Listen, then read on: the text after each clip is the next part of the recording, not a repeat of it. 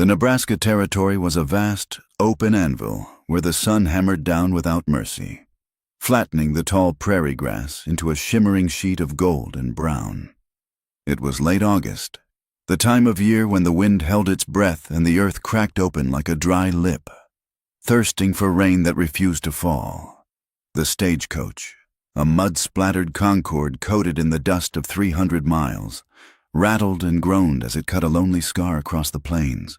The leather thoroughbraces creaked in a rhythmic, mournful protest against the uneven ground.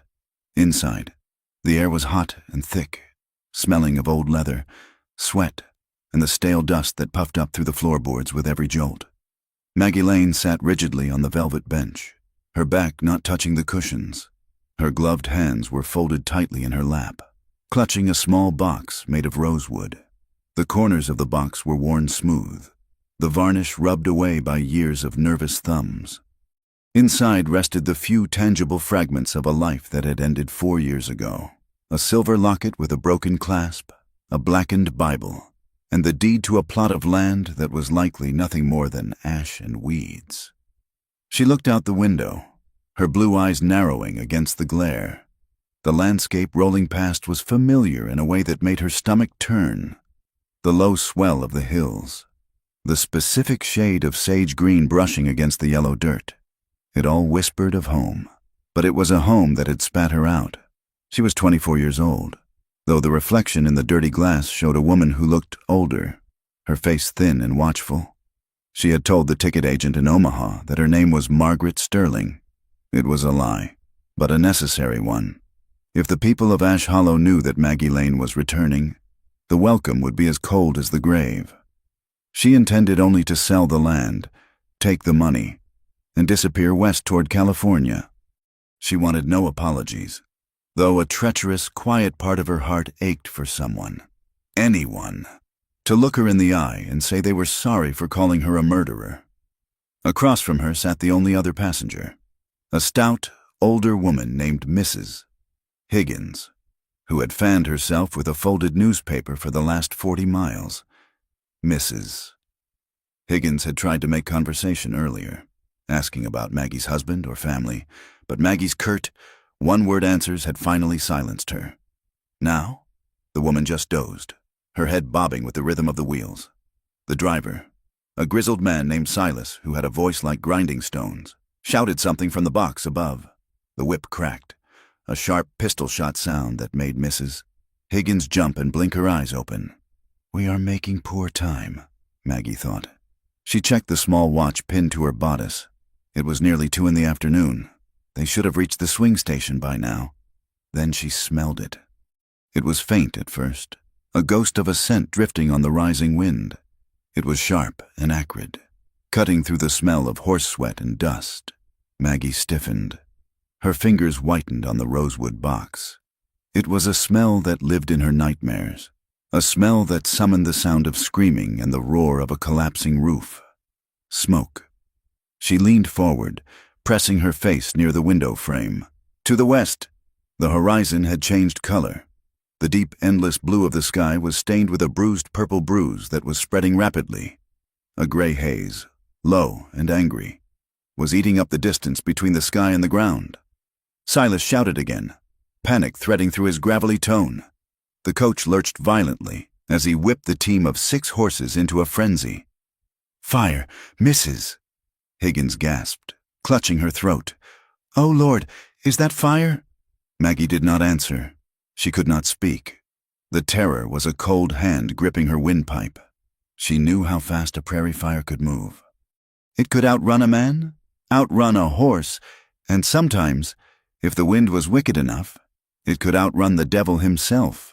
The wind suddenly shifted, gusting hard from the west, feeding the beast. The line of smoke transformed into a wall of orange and black. The roar became audible now, a low, train-like rumble that vibrated in the teeth. The heat hit the carriage like a physical blow, sucking the moisture right out of the air. The horses screamed, a high, terrible sound of animal terror.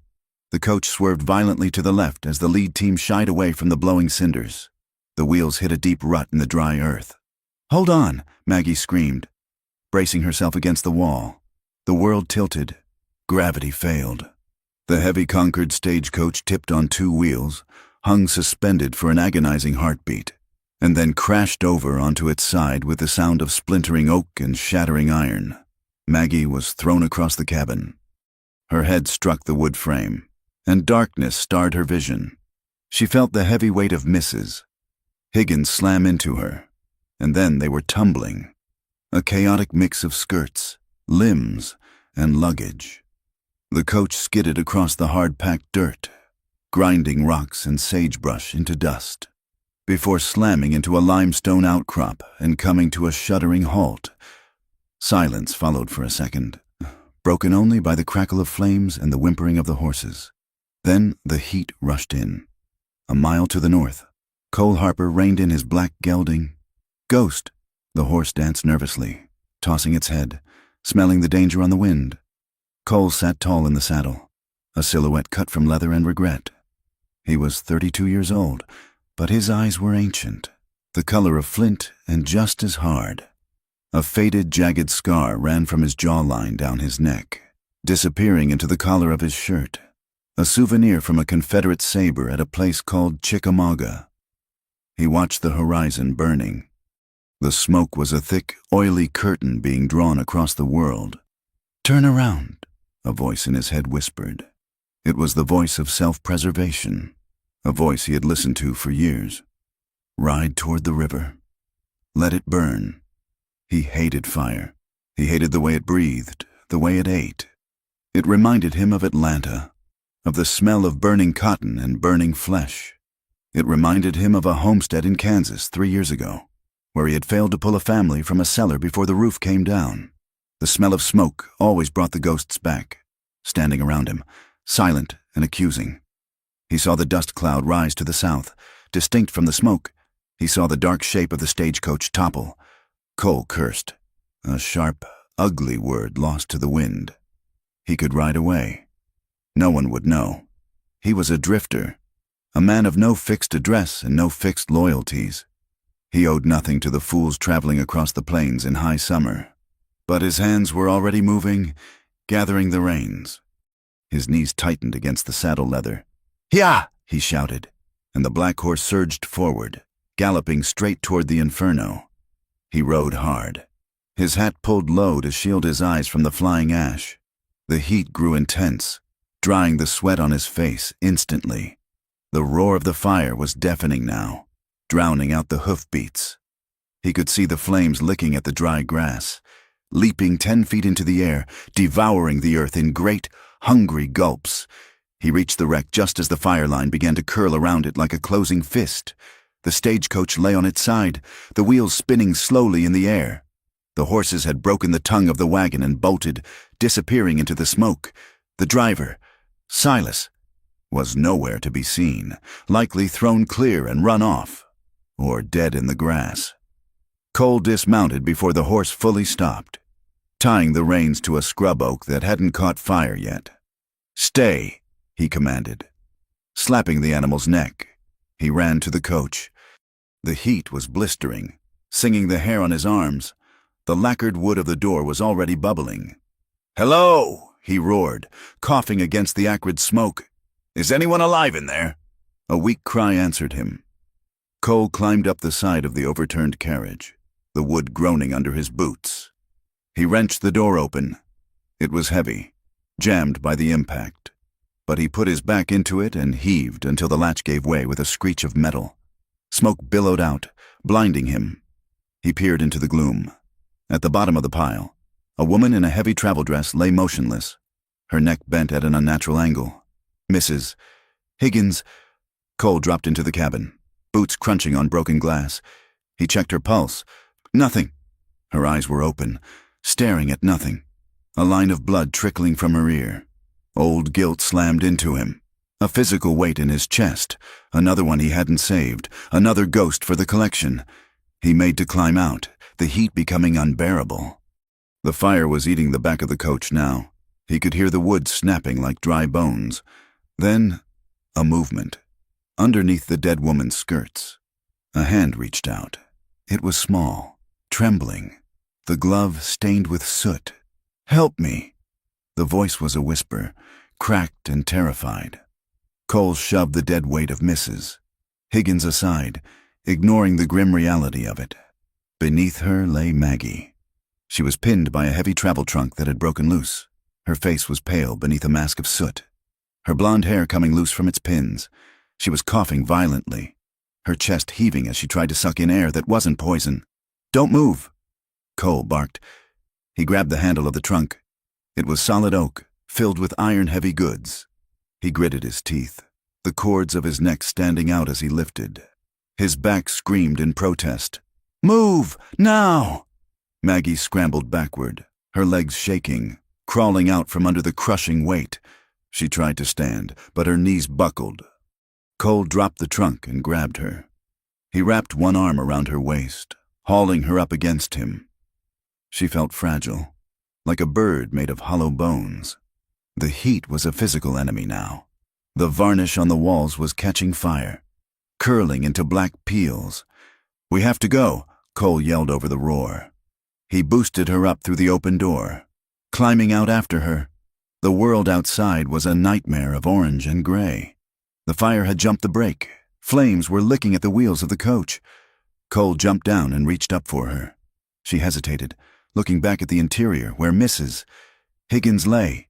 "Leave her," Cole shouted, his voice harsh. "She is gone." Maggie looked at him, her eyes wide and glassy. She looked at the fire surrounding them. She looked at the man standing in the smoke, a stranger with a scarred face and eyes that looked like they had seen hell before. She slid down into his arms. He didn't wait. He grabbed her hand and ran toward his horse. Ghost was dancing on the tether, eyes rolling white with terror. Cole threw Maggie into the saddle, swinging up behind her. He wrapped his arm around her waist, locking her against his chest. "Hold on," he growled near her ear, "and don't let go." He kicked the horse hard. Ghost sprang forward, terrified but trusting the rider. They didn't run away from the fire. They couldn't. The wall was too wide. Cole turned the horse parallel to the flames, aiming for a break in the grass where a rocky wash cut through the terrain. The heat pursued them. Embers rained down like hellfire hail, burning holes in Maggie's dress and stinging Cole's neck. The smoke was blinding. Maggie buried her face in Cole's shirt, sobbing dry, hacking sobs. She could feel the hard muscle of his chest against her back, the steady, rhythmic thud of his heart. For a moment, the fire seemed to reach out for them, a long tongue of flame sweeping across the path ahead. Ghost reared, screaming. Cole fought the animal, forcing the horse's head down. "Yeah, go!" They plunged through the wall of smoke. For 10 seconds, they were inside the fire, the air searing their lungs. Then they broke through. They galloped up a shale slope, the horse's hooves clattering on loose rock. The vegetation here was sparse, giving the fire nothing to eat. They crested the rise and thundered down the other side, putting the stone ridge between them and the inferno. Cole didn't stop until they reached the banks of a shallow, winding creek 3 miles away. The water was low, little more than a muddy trickle, but the banks were wide and made of clay. Safe. He pulled back on the reins. "Whoa, easy, boy, easy." Ghost came to a shuddering halt, flanks heaving, foam dripping from the bit. Cole slid off the horse first, his legs nearly giving out as the adrenaline crashed. He reached up and pulled Maggie down. She hit the ground and collapsed. Her legs refused to hold her. She sat in the dirt, gasping, her chest heaving. Her dress was ruined, the hem burned away, the bodice torn. Her face was blackened with soot, save for the tracks of tears cutting through the grime. Cole stood over her, breathing hard, his hands resting on his knees. He looked back at the ridge. Black smoke billowed into the sky, but the fire hadn't followed them. "Are you hurt?" he asked, his voice rasping. Maggie didn't answer. She was staring at her hands. They were shaking so violently she couldn't clasp them together. She was in shock. The roar of the fire was still in her ears. The smell of the burning coach. The sight of Mrs. Higgins's eyes. It was happening again. Everyone around her burned. Everyone she got close to died in the heat. "Miss?" Cole knelt beside her. He reached out to check her for burns. As his fingers grazed her arm, Maggie flinched as if he had struck her. But then, a sudden, overwhelming desperation seized her. The isolation of the last 4 years, the terror of the crash, the proximity of death, it all crashed down on her at once. She didn't want to be alone. She needed to know she was alive. She needed to feel something other than heat. She lunged forward, grabbing the front of his dirty flannel shirt with both hands, pulling him toward her. "Touch me," she gasped, her voice a broken whisper. Cole froze, his face inches from hers. He could see the gold flecks in her terrified blue eyes. "Touch me before it is too late," she urged, her voice trembling, hysterical. "I need to know I am here, please." It wasn't a seduction. It was a plea for existence. Cole hesitated. He was a man who had sworn off attachments. He was a man who brought ruin. But he looked at this broken, terrified woman, and he felt a crack in the armor he had worn for a decade. Slowly, he raised his hand. He placed his palm against her cheek. His skin was rough, calloused from years of rope and leather, but his touch was incredibly gentle. He ran his thumb across her cheekbone, wiping away a smear of ash. "You are here," he said, his voice low and rumbling like distant thunder. "You are alive. The fire didn't get you." Maggie closed her eyes, leaning into his hand. A sob broke from her throat, raw and painful. She pressed her face against his palm, holding his wrist with her own desperate fingers. For a long moment, there was only the sound of the wind in the cottonwoods and their ragged breathing. The connection was electric, terrifying in its intimacy. Cole pulled his hand back slowly, clearing his throat. The moment was too raw, too open. He wasn't used to being the savior. He was the survivor, usually the only one. "We need to get you cleaned up," he said, standing up and breaking the spell. He walked to the creek, wetting a rag from his saddlebag. He returned and knelt again, wiping the soot from her hands and face. He worked with a focused efficiency, checking her ribs for breaks, checking her scalp for cuts, water on skin, his rough fingertips grazing her neck, her wrists. Maggie watched him, her breathing slowly evening out. She felt a strange heat rising in her now, one that had nothing to do with the fire. It was shame, yes, shame for her outburst, shame for the woman she had left behind in the coach, but it was also an undeniable pull toward this man. He was scarred and hard-looking, but his hands were careful, as if he thought she might shatter into dust. "What is your name?" Cole asked, dipping the rag back into the water. Maggie hesitated. The lie was ready on her tongue, Margaret Sterling, but the fire had burned away some of her defenses. "I am passing through," she said, dodging the question. "I was heading to Ash Hollow." Cole looked at her, his dark eyes narrowing slightly. He didn't press her. "Ash Hollow is 10 miles east," he said. "The fire is moving that way, but the wind might turn it. The town will be in a panic." "I need to go there," Maggie said, though the thought made her stomach clench. "I need a place to stay." Cole looked at the sun, hanging low and red in the west. "It will be dark in 2 hours. My horse is spent. He can't carry double all the way to town tonight without breaking a leg in a gopher hole." Maggie looked around at the desolate landscape. "Then what do we do?" "I have a place," Cole said, gesturing toward the foothills to the north. "A cabin. It is closer, 3 miles. It isn't much, but it has a roof and it is away from the burn line. I can take you into town come morning." Maggie looked at him, a strange man, a remote cabin, a reputation she didn't know yet, but could guess at by the way he carried his gun, low and tied down. In any other life, she would have run, but she had no water, no weapon, and the smoke was still curling in the sky like a warning. "All right," she whispered. Cole nodded once. He helped her stand. Her legs were steadier now, though she still leaned heavily on him. He lifted her onto Ghost's back again, and this time he walked beside the horse, leading it by the reins to spare the animal the weight. They walked in silence. The land changed as they moved north. The tall prairie grass gave way to scrub brush and rocky soil. They passed a ruined pasture where a fence line had collapsed years ago, the posts gray and rotting like old teeth. Sun-bleached bones of a steer lay scattered near a dry water trough.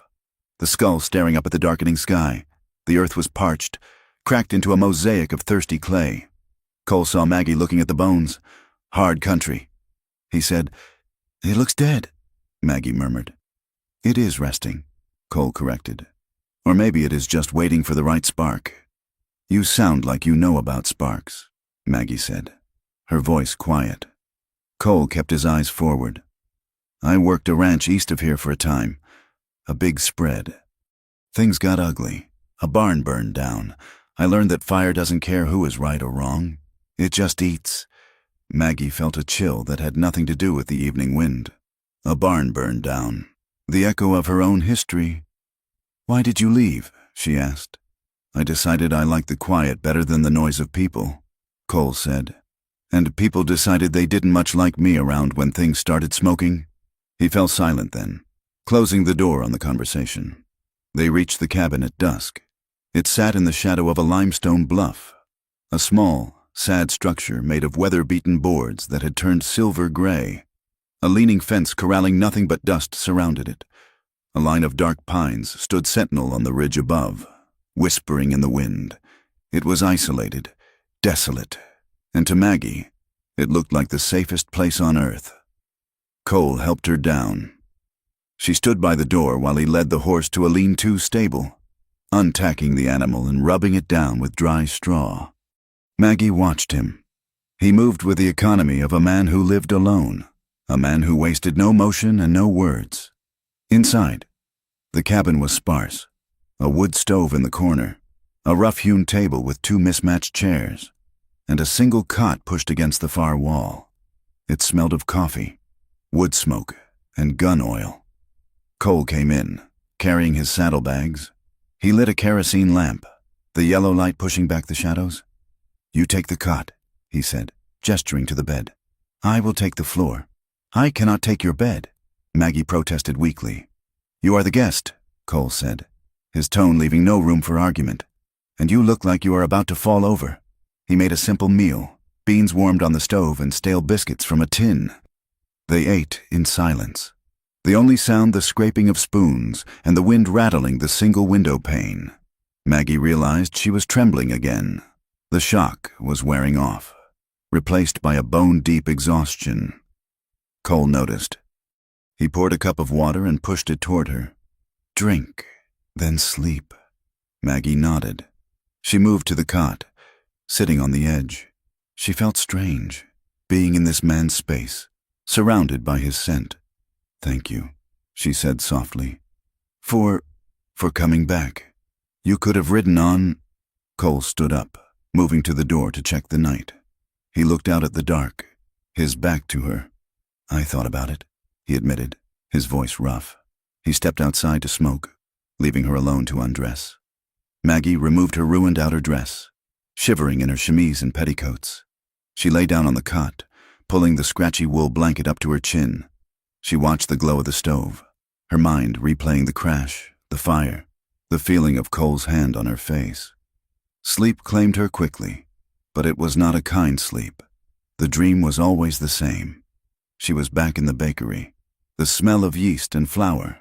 Then, the sound of breaking glass, the whoosh of air as the fire caught. Her father screaming her name. Her fiancé, Thomas, running into the flames to save the ledger. The heat, the terrible, suffocating heat.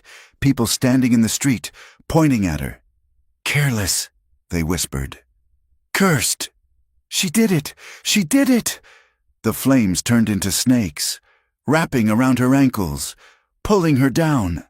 "No!" Maggie screamed, thrashing on the cot. "No, please!" She woke with a gasp, sitting bolt upright. The room was dark. Suddenly, the door burst open. Cole rushed in, a revolver in his hand. He was half-dressed, wearing only his trousers, his feet bare. His chest was broad and scarred, glistening with a sheen of sweat in the moonlight that spilled through the open door. "What is it?" he demanded, scanning the room for a threat. "Is someone here?" Maggie scrambled back against the wall, pulling the blanket up to her neck. She was shaking uncontrollably, tears streaming down her soot-stained cheeks. I am sorry," she stammered, It was a dream. Just a dream. Cole lowered the gun, engaging the safety with a click. He let out a long breath, his shoulders sagging slightly. He looked at her, huddled on his bed, looking small and broken. He holstered the weapon on the table and walked toward her. He stopped 3 feet away, respecting the distance, but his presence filled the small room. "Fire?" he asked quietly. Maggie nodded, unable to speak. Cole ran a hand through his hair. He stood there for a moment, the moonlight catching the jagged scar on his neck. He looked dangerous, wild, and yet he was the only thing anchoring her to the earth. He pulled the single chair from the table and turned it to face the cot. He sat down, leaning forward, his elbows on his knees. "I have them too," he said. "The dreams." Maggie looked at him, her eyes adjusting to the dark. "You do? Every time I close my eyes, I smell it." Cole said, "Smoke." He didn't move to touch her. He didn't offer empty platitudes. He simply sat there, a silent sentinel against the dark. "Go back to sleep." "Maggie," he said, using her name for the first time. "I will be right here. I won't let it get you." Maggie looked at him, the bare chest, the scars, the dark eyes watching over her. A confused mix of terror and desire curled in her stomach. She felt safe, and that frightened her more than the fire. She lay back down, pulling the blanket tight, but she didn't close her eyes. She watched him. Cole stayed in the chair. He watched her until her breathing deepened and smoothed out. When he was sure she was asleep, he stood up and walked silently to the table.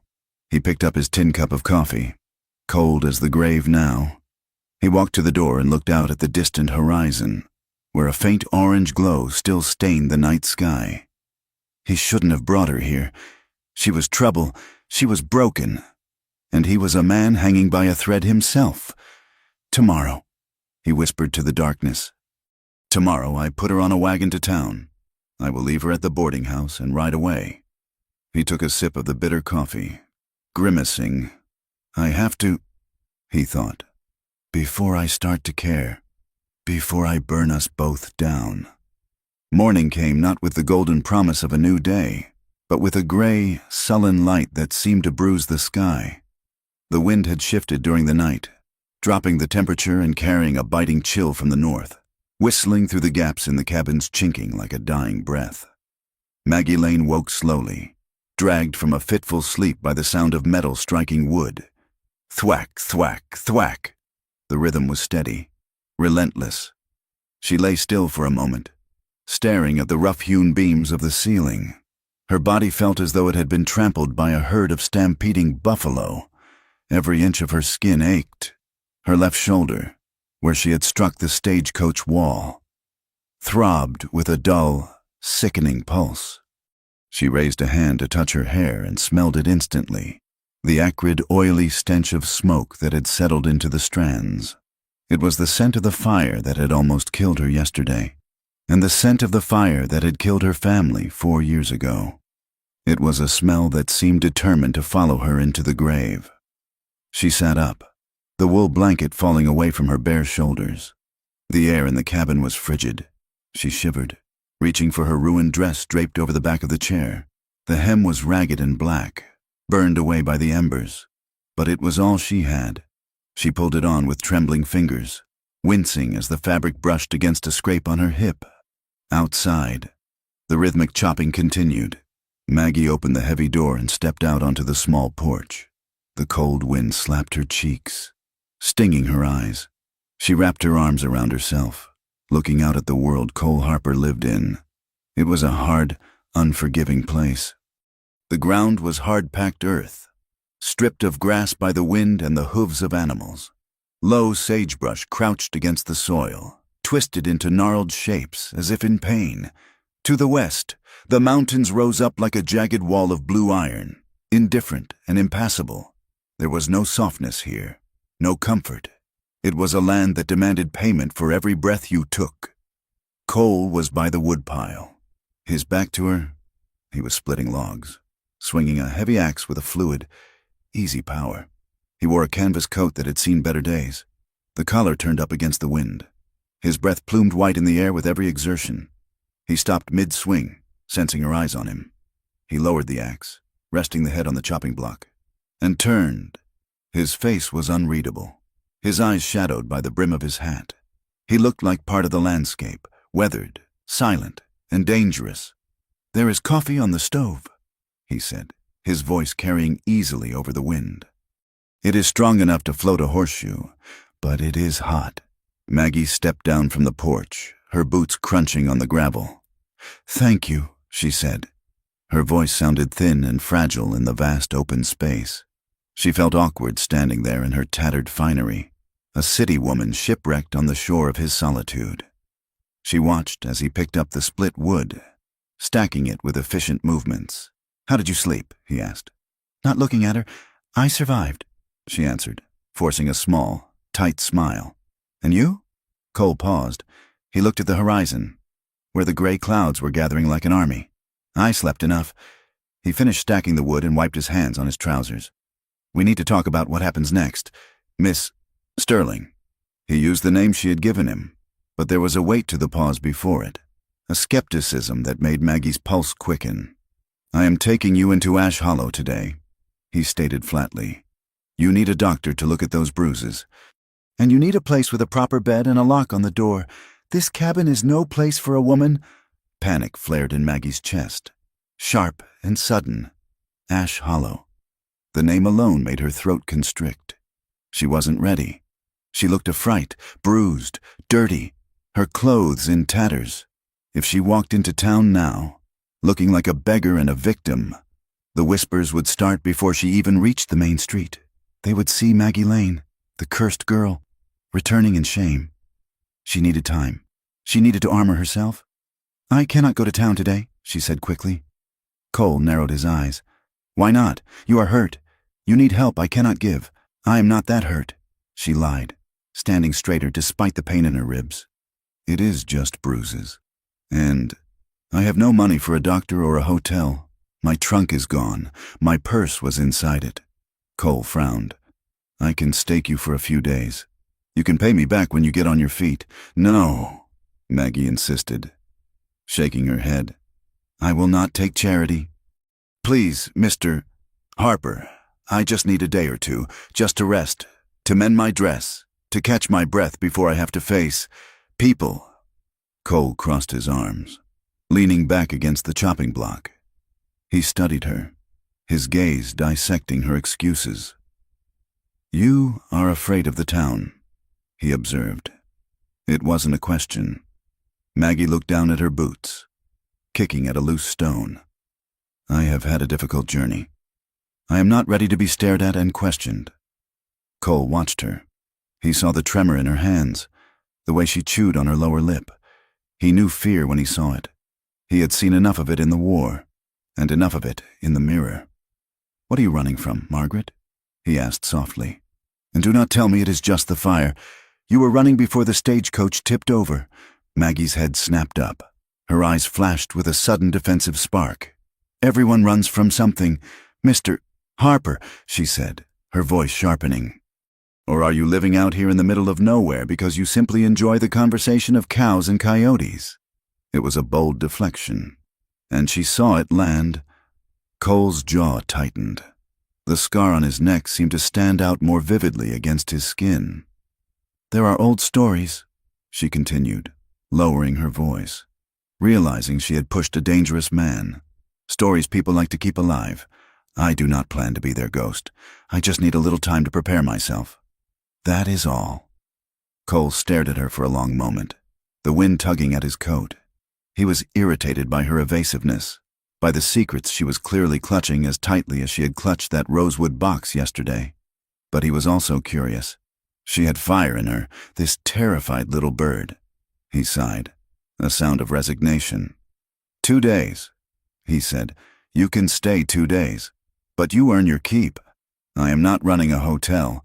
I can cook," Maggie said eagerly, stepping forward. "And I can mend. And I can clean." Cole looked at the cabin, then back at her. "Don't touch my guns. And stay away from the black stallion in the corral. He bites. I will be useful," she promised. You won't even know I am here." Cole snorted, picking up his axe again. "Lady, I doubt that very much." The fragile truce held. Over the next 3 days, they fell into a routine that was as awkward as it was necessary. Maggie took over the interior of the cabin. She attacked the grime of bachelorhood with a ferocity that surprised even herself. She scrubbed the floorboards on her hands and knees until the wood grain emerged from beneath layers of mud. She reorganized the pantry, lining up the tins of beans and sacks of flour with military precision. She found a sewing kit in one of Cole's drawers, mostly thick thread for repairing leather, and sat by the window for hours, painstakingly mending the tears in her dress, turning the ruined garment into something humble but respectable. Cole spent the daylight hours outside. He was a man of ceaseless labor. He repaired the leaning sections of the corral fence, replacing rotted posts with fresh cedar he dragged down from the ridge. He checked the hooves of his small herd of cattle, 20 head of bony, tough longhorns that seemed to survive on dust and stubbornness. They spoke little. Their conversations were functional, constructed of nouns and verbs with no adjectives to soften them. More wood needed. Stew is ready. Wind is picking up. But in the silence, there was an awareness. Maggie would watch him through the window as he worked, admiring the easy strength in his shoulders, the way he handled the animals with a firm but gentle touch. And Cole, when he came in for the midday meal, would notice the cabin smelling of pine needles instead of stale grease, and the way the light caught the loose strands of hair escaping Maggie's bun. He tried to ignore her. He tried to tell himself she was just a transient nuisance, a problem to be solved and sent away. But the cabin felt different with her in it. It felt less like a coffin and more like a home, and that terrified him. On the afternoon of the 3rd day, the air hung heavy and still.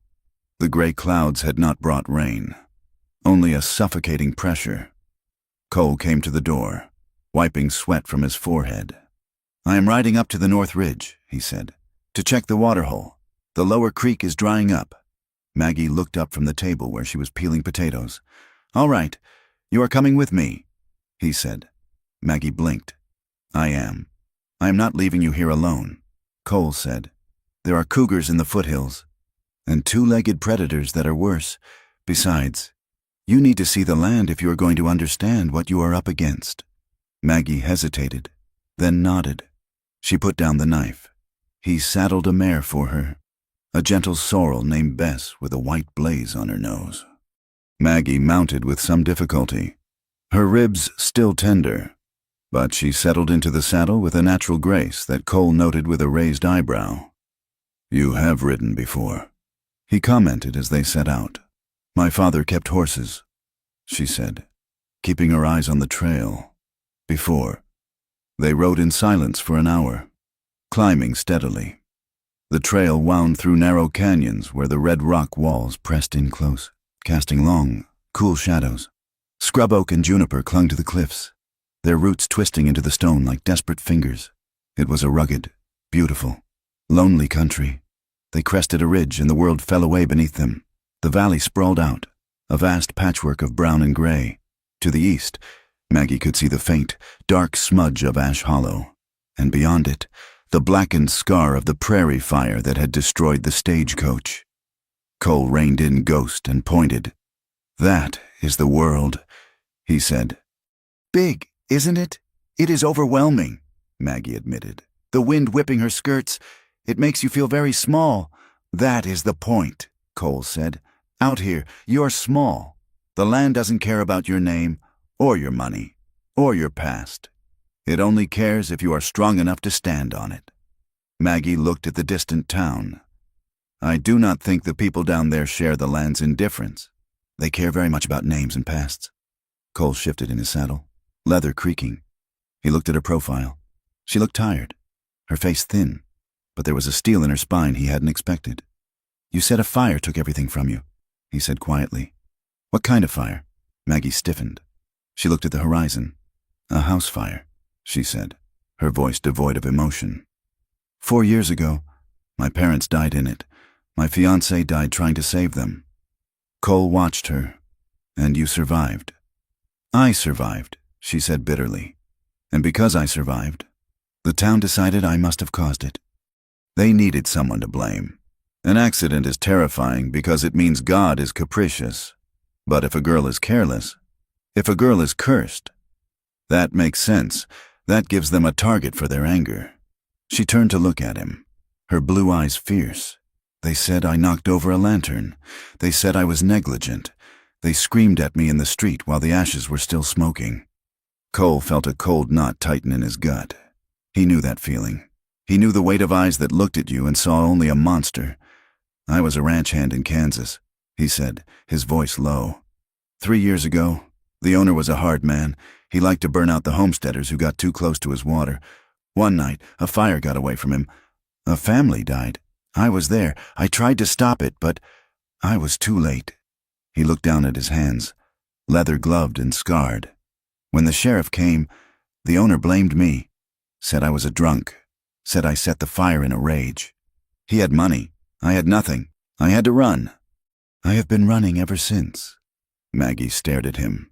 The silence between them shifted, changing texture. It was no longer the silence of strangers, but the silence of two soldiers recognizing the same uniform. They burned you too, she whispered. Cole pulled on the reins, turning his horse. We should keep moving, he said roughly. The waterhole is just ahead. They stopped at the Talbot Ranch on the way back.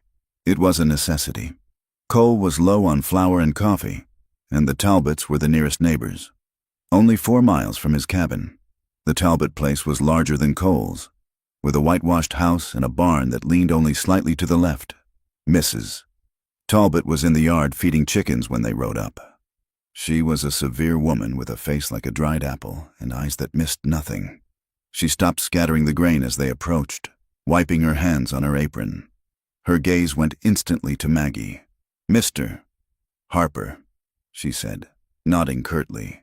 Mrs. Talbot. Cole tipped his hat. I was hoping to trade for some flour and coffee. I have some venison jerky and a few hides. Mrs. Talbot didn't look at the hides. She was staring at Maggie, her eyes narrowing. She took in the mended dress, the loose hair, the fact that she was riding alone with a single man. And who is this? Mrs. Talbot asked, her voice sharp as a tack. This is Miss Sterling, Cole said, his voice hardening slightly. She was on the stage that wrecked. I'm helping her get back on her feet. On the stage? Mrs. Talbot sniffed. I heard about that. Heard everyone died. Not everyone, Maggie said, finding her voice. Mrs. Talbot walked closer, peering up at Maggie. You look familiar, girl. Have you been through here before? Maggie's heart hammered against her ribs. No, she lied, her voice trembling slightly. I am from the east, Mrs. Talbot hummed, a sound of deep suspicion. Well, I suppose we can spare some flour. My husband is in the barn. Cole dismounted. Wait here, he told Maggie. He walked toward the barn. As he passed the chicken coop, he heard Mrs. Talbot whisper loudly to herself, though it was clearly meant for Maggie's ears. Living up there with him. No ring on her finger. Shameful. Just shameful. Maggie sat rigid on the horse, her face burning. She felt naked, exposed. The woman's judgment felt like a physical slap. Inside the barn, Mr. Talbot, a heavy-set man with a red face, was less subtle. So, you got yourself a woman. Cole, he grinned, leaning on a pitchfork. She's a passenger from the wreck. Talbot, Cole snapped, grabbing a sack of flour. Keep your mind out of the gutter. Talbot laughed. People are talking. Cole, they saw the smoke from the stage. They know you pulled someone out. Now folks are saying you are keeping a saloon girl up there. Or worse. Let them talk, Cole said, throwing a bundle of hides on the workbench. It is none of their business. Talbot shrugged. Maybe not. But Maddox and the Reverend Wallace are stirring things up, saying the fire is a sign, saying strangers bring trouble. You watch your back. Harper, that girl might be more trouble than she is worth. Cole grabbed the supplies and walked out without another word. His blood was boiling. He hated the town. He hated the small-mindedness, the gossip that spread faster than cholera. He mounted Ghost in one fluid motion, handing the sack of flour to Maggie. "Let us go," he said. They rode back to the cabin in a tense silence. Maggie could feel the anger radiating off him. She felt small and dirty. The shameful woman, Mrs. Talbot had named her. When they were back inside the cabin, the sun setting in a blood-red streak, Maggie couldn't hold it in. "I am sorry," she said to his back as he lit the lantern. Cole turned, his face tight. "For what? For bringing this on you?" she said. "I saw how she looked at me. I know what they are saying. I never meant to ruin your reputation." "My reputation?" Cole laughed, a harsh, barking sound. "Margaret, my reputation was ruined the day I was born. I do not care what that old bat thinks." "You do care," Maggie countered. "I saw your face. You hate it. You hate being dragged into their stories." Cole slammed his hand down on the table, making the tin cups jump. "Yes, I hate it," he shouted. "I came here to be left alone, to live my life without having to answer to hypocrites who pray on Sunday and cheat their neighbors on Monday. And now, because of you, I am the center of their attention." Maggie flinched, stepping back, the words cut deep. "I will leave," she whispered. "I will go tomorrow. I will walk if I have to." Cole looked at her, seeing the hurt in her eyes. The anger drained out of him as quickly as it had come, leaving him tired. He rubbed his face with his hand. "No," he said, his voice rough. "You won't leave. Not like this. You will get killed out there." He turned away, staring into the dark corners of the room. We stay away from them. We stay here until you are ready." The weather turned 2 days later. It started with a stillness that was unnatural. The birds stopped singing. The cattle huddled together near the fence, their tails twitching. The sky turned a sickly yellow-brown, blotting out the sun. Cole was in the yard when he looked up and saw it. A wall of darkness moving across the valley floor. It wasn't rain, it was earth. "Dust storm!" he roared, dropping his hammer. "Maggie, close the shutters!" Maggie ran from the garden patch, her skirts flying. She grabbed the heavy wooden shutters, slamming them closed against the window frame and latching them tight. Cole was frantically herding the chickens into the coop. He grabbed the horses, leading them into the lean-to and barring the door. The wind hit them then. A sudden, violent shriek. "Get inside!" Cole yelled, grabbing Maggie's arm. They stumbled into the cabin, the wind tearing the door from Cole's grip and slamming it against the wall. He threw his shoulder against the wood, forcing it closed and dropping the heavy crossbar into place. The light was gone. Inside, it was as dark as midnight. The sound was deafening. Thousands of tiny stones hitting the walls. The wind howling like a banshee down the chimney. "Light the lamp," Cole ordered, his voice tight. Maggie fumbled with the matches, her hands shaking. She finally got the wick to catch. The yellow flame illuminated the small space, casting long, dancing shadows. Fine grit was already drifting through the cracks in the walls, coating everything in a thin layer of gray powder. They sat near the stove, the only source of warmth as the temperature plummeted. The cabin felt incredibly small. The world outside had ceased to exist. There was only this room, this light, and the two of them. Maggie hugged her knees, listening to the wind. "It sounds like it wants to tear the roof off." "It might try," Cole said grimly. "But this cabin has stood for 20 years. It is stubborn." He poured 2 cups of coffee, handing one to her. Their fingers brushed. The contact was electric, startling them both. They drank in silence for a while, the storm raging around them. "I have been thinking," Maggie said softly, staring into her cup, "about what I will do when I leave." Cole looked at her. "And I might go east," she said. "Maybe St. Louis or Chicago. Somewhere big, somewhere no one knows who Maggie Lane is." She slipped. She used her real name. Cole went still. "Maggie Lane," he repeated. Maggie looked up, realizing her mistake. She let out a shaky breath. "That is my name. Margaret Lane." Cole nodded slowly. He didn't ask for the rest of the story. He didn't need to. He just let the name hang in the air between them. "You think running to a city will fix it?" Cole asked. "I think disappearing might." She said, If I am no one, then I cannot be hurt. Cole swirled the coffee in his cup. It doesn't work that way. Maggie, you can run to the ocean. You can change your name 100 times, but you take yourself with you. The ghosts, they have long legs. They follow. He looked at her, his dark eyes intense. I tried to run. I came to the emptiest place I could find, and I still wake up smelling smoke. Maggie looked at him, really looked at him. She saw the lines of pain around his mouth, the exhaustion in his posture. She saw a man who was just as lonely, just as hunted as she was. And suddenly, the fear of the storm, the fear of the town, the fear of the past, it all receded. All that mattered was the heat of the stove and the man sitting 3 feet away. She reached out. It was an instinct, a magnetic pull she couldn't resist. She placed her hand on his forearm. His sleeve was rolled up, exposing the pale, scarred skin where a burn had healed badly years ago. Her fingers were cool against his warm flesh. You are not alone. Cole, she whispered. The touch sent a jolt through him that was stronger than lightning.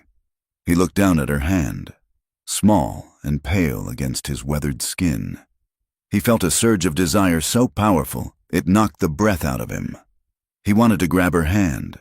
He wanted to pull her out of that chair and onto his lap. He wanted to bury his face in her smoke-scented hair and forget everything else. But he couldn't. He was poison. He was ruin. If he touched her, really touched her, he would destroy her. His muscles went rigid. He stared at her, his eyes dark with conflict. Maggie's breath hitched. She leaned in slightly, her lips parting. The air between them crackled. Cole stood up abruptly, his chair scraping loudly against the floorboards. I need to check the barn, he muttered, turning away from her. But the storm? Maggie stammered, her hand falling back to her lap. It is letting up. He lied. The wind was still howling. I need to check the horses. He grabbed his coat and unbarred the door. He slipped out into the maelstrom, slamming the door behind him, leaving Maggie alone in the sudden silence of the room. She sat there, stunned. Her face burned with humiliation. She had reached out, and he had run. She felt foolish, cheap, Mrs. Talbot was right, she thought bitterly. I am just a shameful woman imposing on a decent man, but beneath the shame, there was something else. She remembered the look in his eyes before he turned away. It wasn't disgust. It was hunger, and it was fear. That night, the wind finally died down. Cole didn't come back inside for 2 hours. When he did, he was covered in dust, his eyes red-rimmed. He went straight to his bedroll on the floor, mumbling a good night. Maggie lay on the cot, staring at the dark ceiling. She couldn't sleep. The tension in the room was thick enough to choke on. Around midnight, she heard him. No, get out. The roof. Cole was talking in his sleep. His voice was a low, tormented murmur. Don't go back in. It's too hot. Sarah. No. Maggie lay still, her heart aching. Sarah. A name from his past. A name connected to the fire he couldn't stop. She realized then that they were mirrors of each other. She was the woman who was blamed for a fire. He was the man who blamed himself for one. They were both trapped in the same burning house, years after the flames had gone out. She rolled over, watching his dark shape on the floor. He was restless, thrashing slightly. She didn't go to him. She knew he wouldn't want that. But as she watched him fight his demons, a resolve hardened in her chest. She was done running. She was done hiding behind false names and false stories. Cole Harper had seen her at her worst, soot-stained and screaming, and he had saved her. He was trying to save her still, by keeping his distance, but she didn't want to be saved anymore. She wanted to be known. I am not a ghost, she thought fiercely. And neither are you. She closed her eyes, listening to the rhythm of his breathing as it slowly evened out. The decision was made. She would stay. She would face the town, and she would force this stubborn, broken cowboy to see her, not as a victim, but as the woman who could help him put out the fire in his own soul. The peace of the high plains was a deception.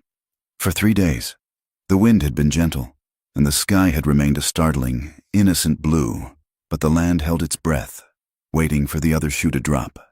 It happened just after the midday meal. Cole was repairing a section of the corral fence, the rhythmic thud of his hammer echoing off the canyon walls. While Maggie scrubbed linens in a tin washtub near the porch, she straightened, wiping suds from her forehead with the back of her wrist, and froze. To the southeast, a dark stain was spreading across the sky. It was not the thin, wispy gray of a campfire. It was black, dense, and greasy. Cole dropped his hammer. He didn't say a word. He strode toward the lean-to where the horses were tethered. Maggie abandoned the laundry, her heart giving a painful lurch against her ribs. She ran to him as he threw a saddle onto Ghost's back. "That is the Peterson place," Cole said, his voice flat and hard. "It is close, too close. I am coming," Maggie said. Cole didn't argue. He saddled the mare. Bess with efficient, jerky movements. Minutes later, they were galloping out of the yard, the hooves of their mounts kicking up sprays of dry dust that mingled with the smell of wood smoke drifting on the wind. The ride took 20 minutes, but it felt like hours. As they crested the final rise, the devastation laid itself out before them. The Peterson homestead was a small operation, just a sod house and a timber barn built with years of back-breaking labor. Now, the barn was an inferno. The structure was fully engulfed, the flames roaring upward like a living thing, consuming dry hay and seasoned wood with terrifying speed. The heat hit them 50 yards out. Cole reined in, sliding off his horse before it came to a stop. Maggie scrambled down, her boots hitting the earth hard.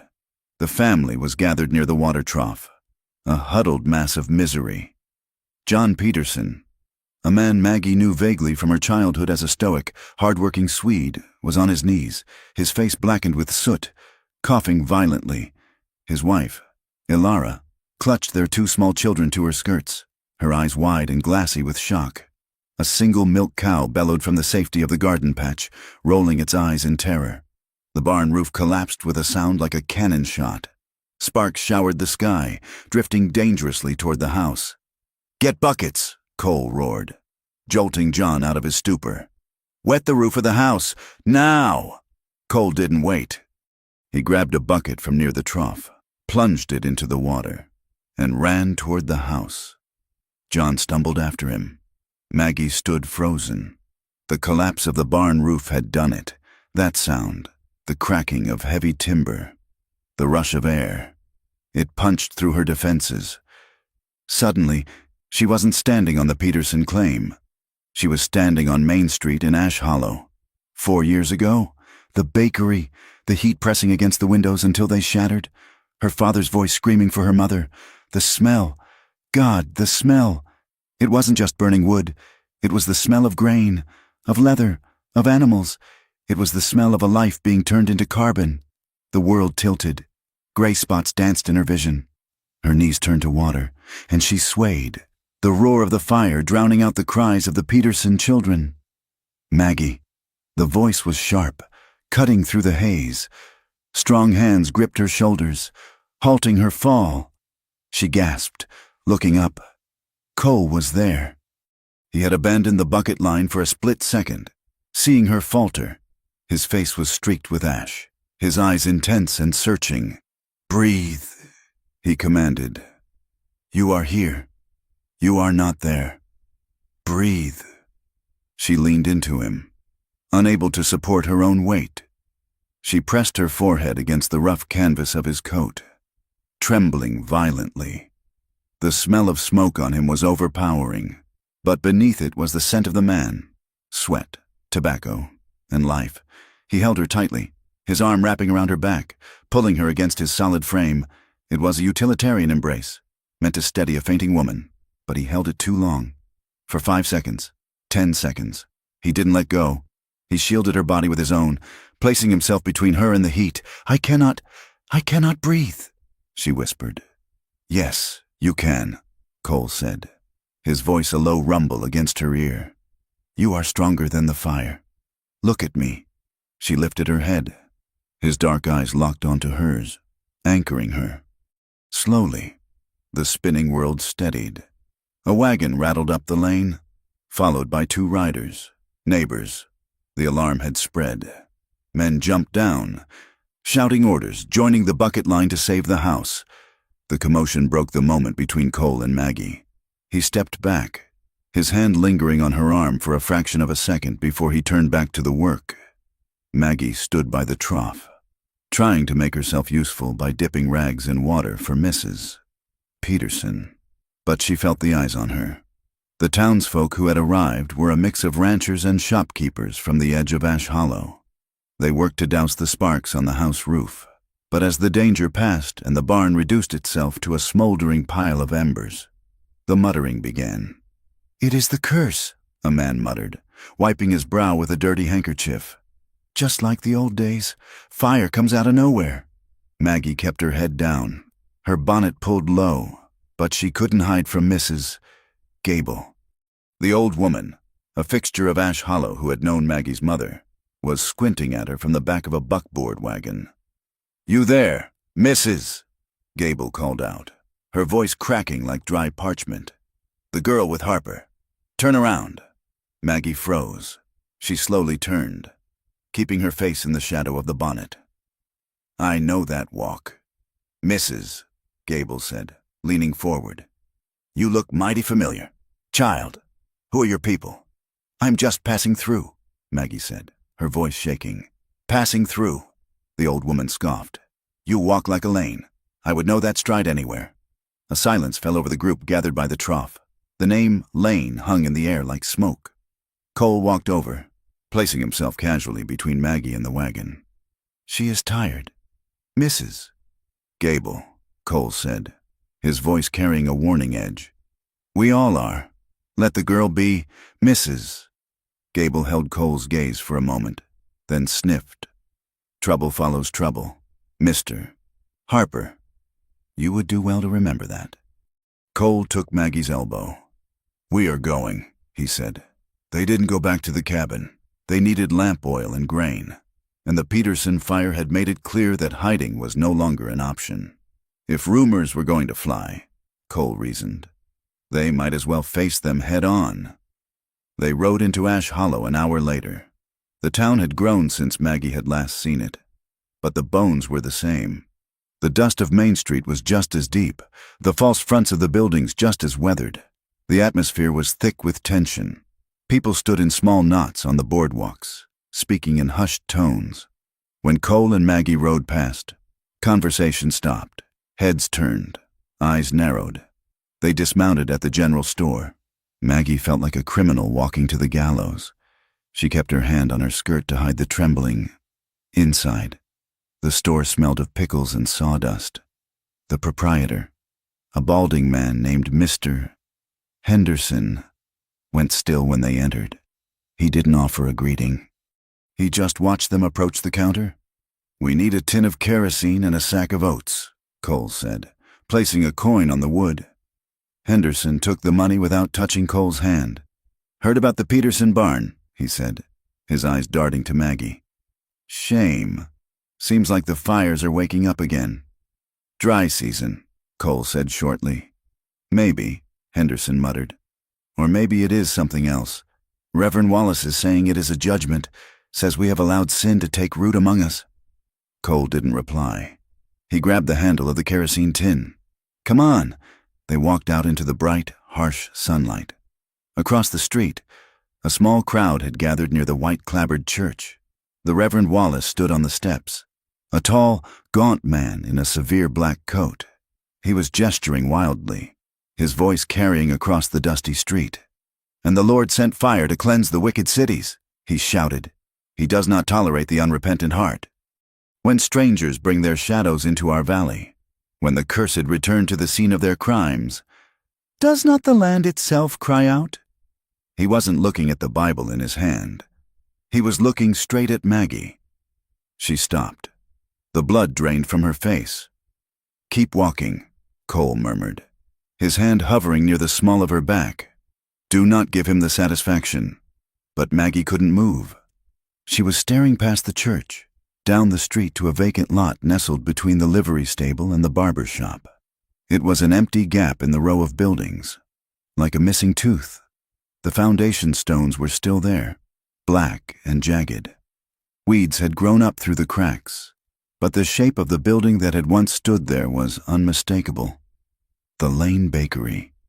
Maggie walked toward it, drawn by a morbid gravity. Cole followed close behind, his eyes scanning the street for trouble. She stopped at the edge of the lot.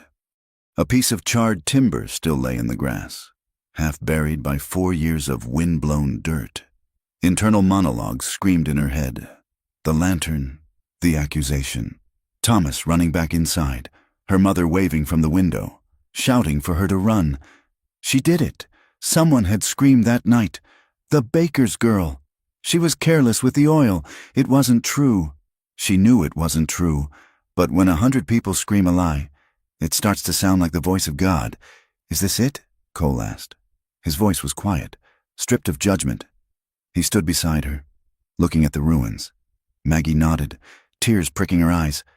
This is where it started? She whispered. My father's bakery. Cole looked at the blackened stones. And the fire. They said I knocked over a lantern in the storeroom, she said, her voice trembling with the weight of the confession. I didn't. I swear I didn't. I was out front sweeping the boardwalk, but the fire started in the back. By the time I smelled the smoke, the whole rear wall was gone. She turned to him, tears finally spilling over. My parents were inside. My fiancé, Thomas. He went in to get them. The roof came down. She took a ragged breath. The town needed a villain. Maddox, the big rancher. He was the first one to point the finger. He said he saw me running from the back alley. It was a lie. But he is a rich man, and I was just a girl. They called me a murderer. They ran me out. Cole listened, his jaw tightening until a muscle feathered in his cheek. He looked at the ruins, then up toward the hill where Jed Maddox's sprawling ranch house overlooked the town like a feudal castle. Maddox, Cole repeated. The name tasted like bile. He turned his gaze back to Maggie. He reached out, taking her gloved hand in his. He didn't care who was watching. I believe you, he said. Maggie looked at him, stunned. You do? Cole nodded. He looked around to ensure they weren't being overheard, then leaned in close. After the war, I drifted to Kansas, he said, his voice low and raspy. I worked for a man named Sterling, no relation to your alias. He wanted the water rights to a valley that was settled by 6 families. He tried to buy them out. They refused. Cole's eyes went dark, seeing a memory he tried to keep buried. One night, he told us to ride out. He said we were just going to scare them, but the men I rode with, they carried torches. I watched them set fire to a soddy. I tried to stop it. I fought one of my own crew, but the wind took it. He looked down at Maggie's hand in his. A woman and her child died that night. Sterling told the sheriff I did it.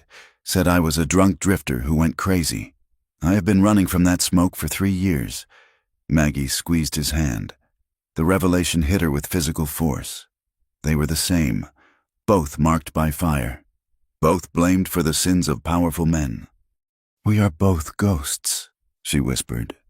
No, Cole said firmly. We are the only ones who are awake. Suddenly, a shout rang out from the end of the street.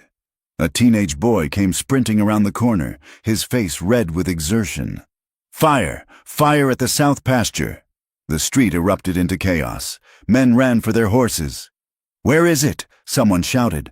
Maddox's land, the boy yelled. But it is the lower section, near the creek, Maggie gasped.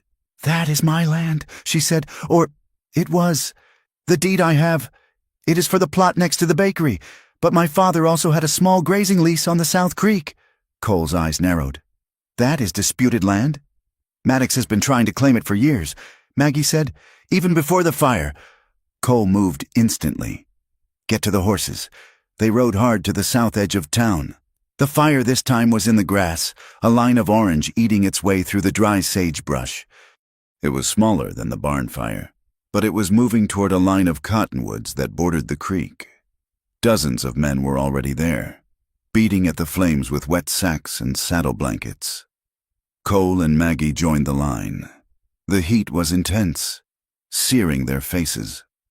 Maggie wielded a heavy burlap sack, slamming it down on the creeping flames, putting all her anger and fear into every blow. Die, she thought. Die!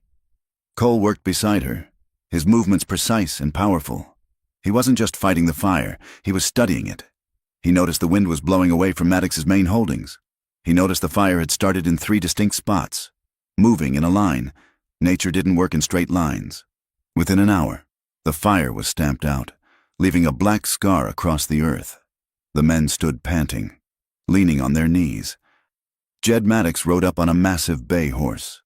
He was a large man with silver hair and a face that looked like it had been carved from granite. He wore a fine suit that seemed out of place among the soot-stained workers.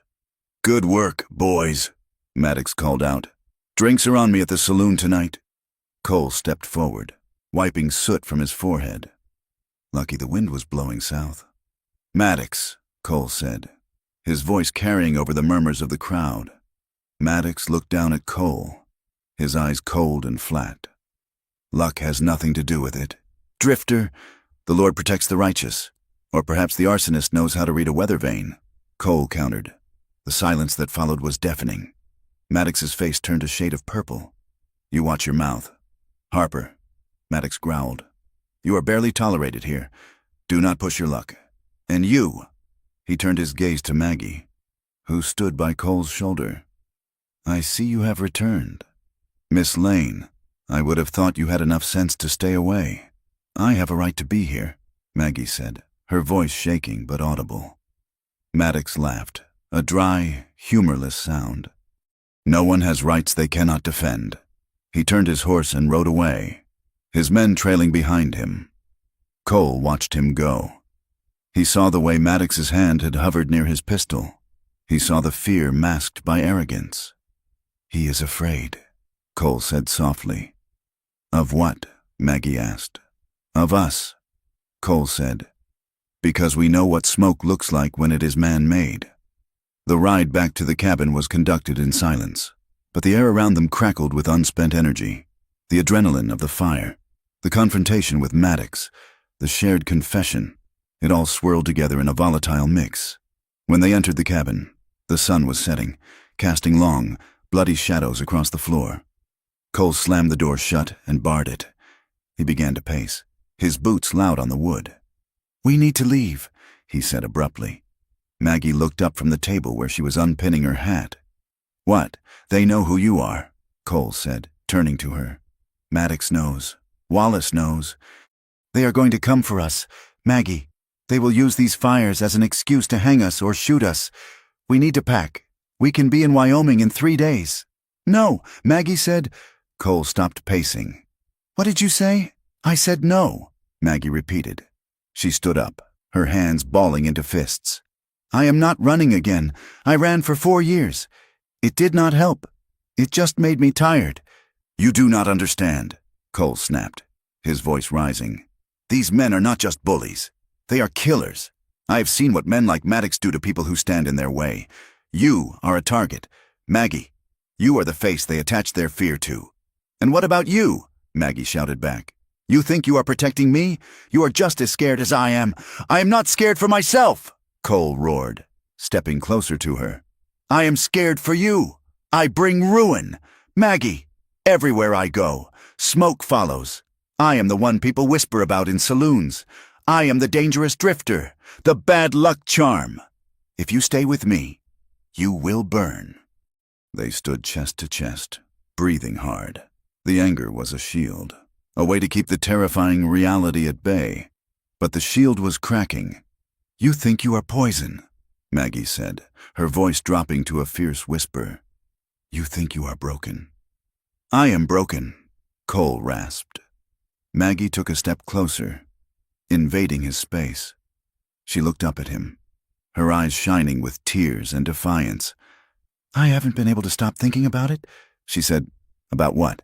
"About the stagecoach." She said, "About the way you pulled me out. About the creek. About how your hands shook when you washed the soot off my face."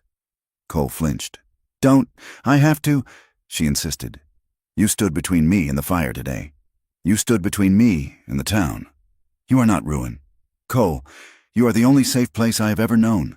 She reached out, grabbing the lapels of his coat. Do not keep your distance, she begged, her voice breaking. Do not treat me like I am fragile, and do not treat me like I am a mistake. Touch me. Cole, please. Cole looked down at her. He saw the soot on her cheek, the fire in her eyes, the desperate, beautiful need in her face. He had spent years building walls.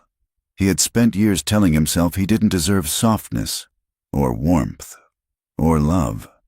He told himself he was a creature of ash, but looking at her, the walls crumbled. God help me, he whispered.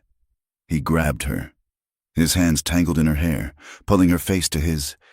He kissed her. It wasn't a gentle kiss. It was a collision. It was full of grit and smoke and years of loneliness crashing together. It was fierce and desperate, acclaiming. Maggie made a sound in her throat, a sob of relief, and wrapped her arms around his neck, pulling him closer, trying to merge her body with his. Cole groaned, backing her up until she hit the wall. He pressed his body against hers, the contact searing. He wanted to consume her. He wanted to protect her. He wanted to stay in this moment forever. For a long minute, there was nothing but the sound of their breathing and the desperate movement of their lips. It was a kiss that tasted of danger and salvation. Then, Cole pulled back. He rested his forehead against hers, his chest heaving. His hands were cupped around her face, his thumbs stroking her cheekbones. I want you, he whispered, his voice rough with emotion. I want you more than is wise. I lie awake at night listening to you breathe, fighting the urge to cross the room. Maggie kept her eyes closed, savoring the confession. Then why did you stop? Because I will ruin you, he said, the old fear creeping back in. Maggie opened her eyes. She reached up, tracing the scar on his neck. You cannot ruin what is already burned, she said softly. We are both scorched, Cole. But maybe things can grow in the ash. Cole looked at her. He saw the truth in her eyes. She wasn't asking for a savior. She was asking for a partner. He let out a long, shaky breath. I won't let you face this alone, he vowed. I don't know how we win this, Maggie, but I won't run, and I won't let them take you. Maggie smiled. A small, sad, hopeful thing. That is all I need. Cole took her hand, interlacing their fingers. His grip was tight, possessive. Come here, he said gently. He led her out the door to the small porch. The night had fully fallen. The wind had died down, leaving a heavy silence over the valley. They stood side by side, looking south. On the horizon, a faint orange glow pulsed against the black sky. Another fire, another warning. It wasn't over. Maddox was still out there. The town still hated them. The danger was closer than ever, but as Cole squeezed her hand and Maggie leaned her head against his shoulder, the fire on the horizon didn't look like an ending anymore. It looked like a signal fire, a challenge. They stood there in the dark, two scarred people holding hands on the edge of a war, deciding that if they were going to burn, they would burn together, and they would make sure the light of it exposed every lie in Ash Hollow.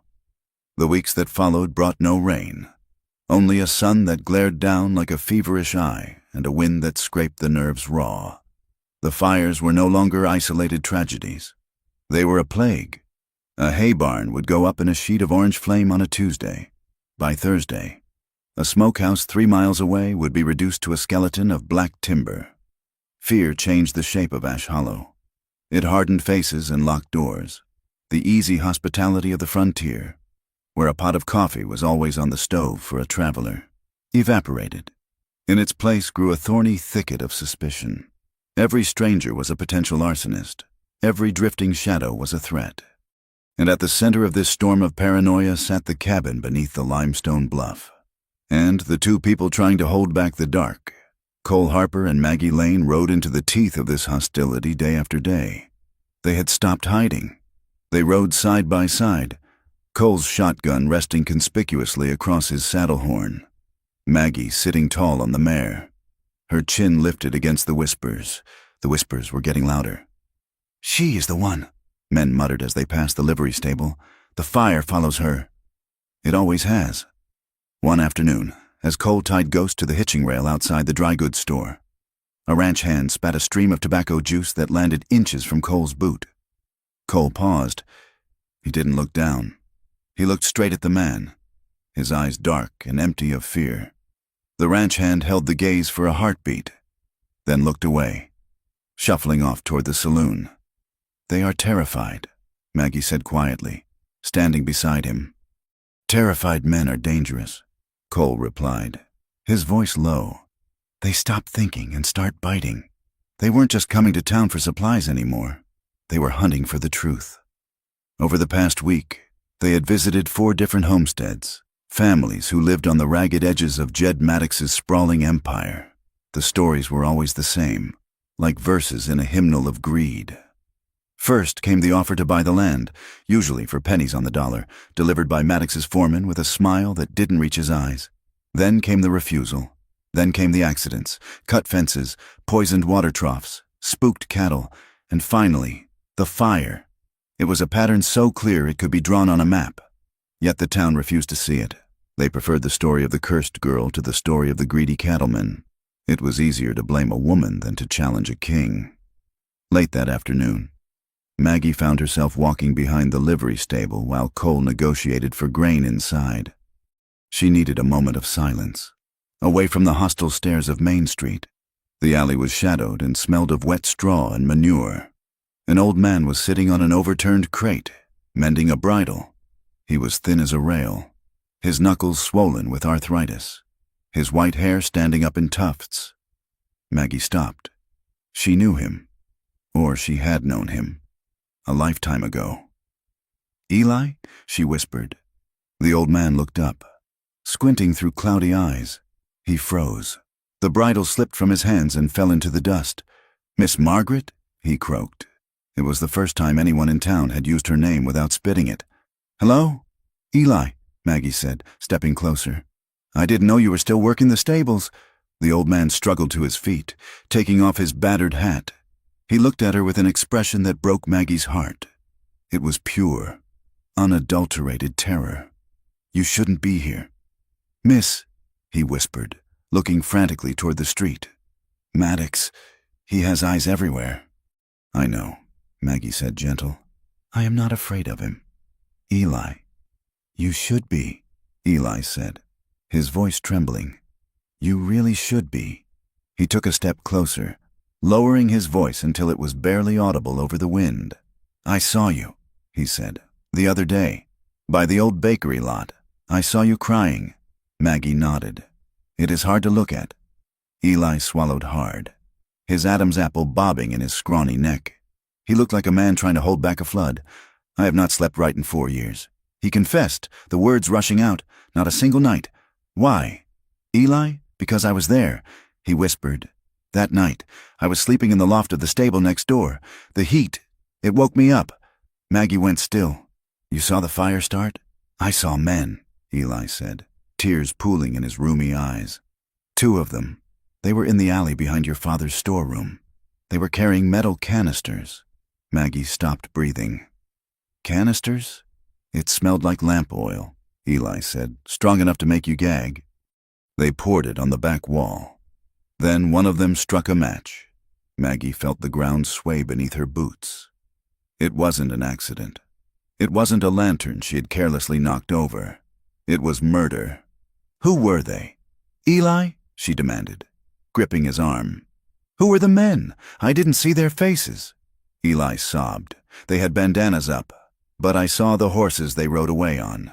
Big bays, branded with the double M. Maddox." "Why didn't you say anything?" Maggie asked, her voice cracking. "Why did you let them blame me? Why did you let me think I killed my own family?" Eli hung his head, shame radiating off him in waves. "I was afraid. Miss Margaret, Maddox owns this town. And the Reverend? He said it was God's will. He said questioning it was a sin. I am just a stable boy. Who would listen to me?" He looked up at her, begging for a forgiveness she wasn't sure she had the strength to give. "I am sorry." He wept. "I am so sorry." Maggie stared at him. She saw a pathetic, broken old man who had traded the truth for safety. She wanted to scream at him. She wanted to shake him until his teeth rattled. But beneath the anger, something massive and heavy in her chest was cracking. The weight she had carried for 4 years, the crushing, suffocating belief that she was poison, that she was careless, that she was a monster. It shattered. It wasn't me. She breathed. She turned and ran. She ran out of the alley, past the startled horses, past Cole, who was just coming out of the livery. "Maggie!" Cole shouted. She didn't stop. She couldn't be in this town.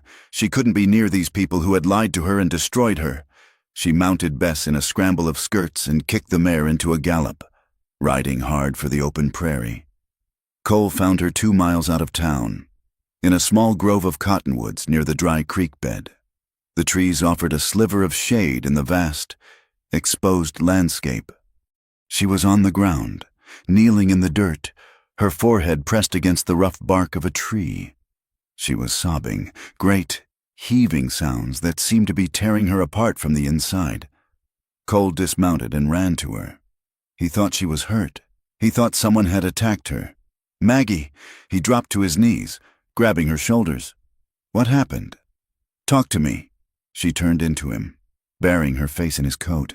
She clung to him with a strength that startled him. "It wasn't me," she choked out. "Cole, it wasn't me." Cole held her, confused but steady. "What wasn't you? The fire," she sobbed. "The bakery. Eli saw them. He saw Maddox's men. They poured oil. They set it. They killed them. Cole, they killed my mother and father and Thomas, and they let me believe it was my fault." The revelation hit Cole like a physical blow.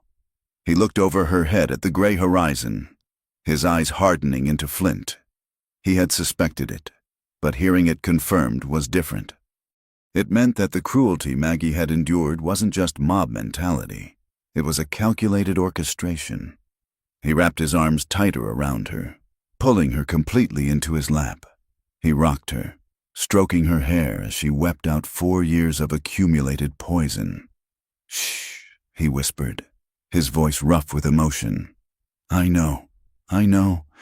He held her while the sun began to dip lower in the sky.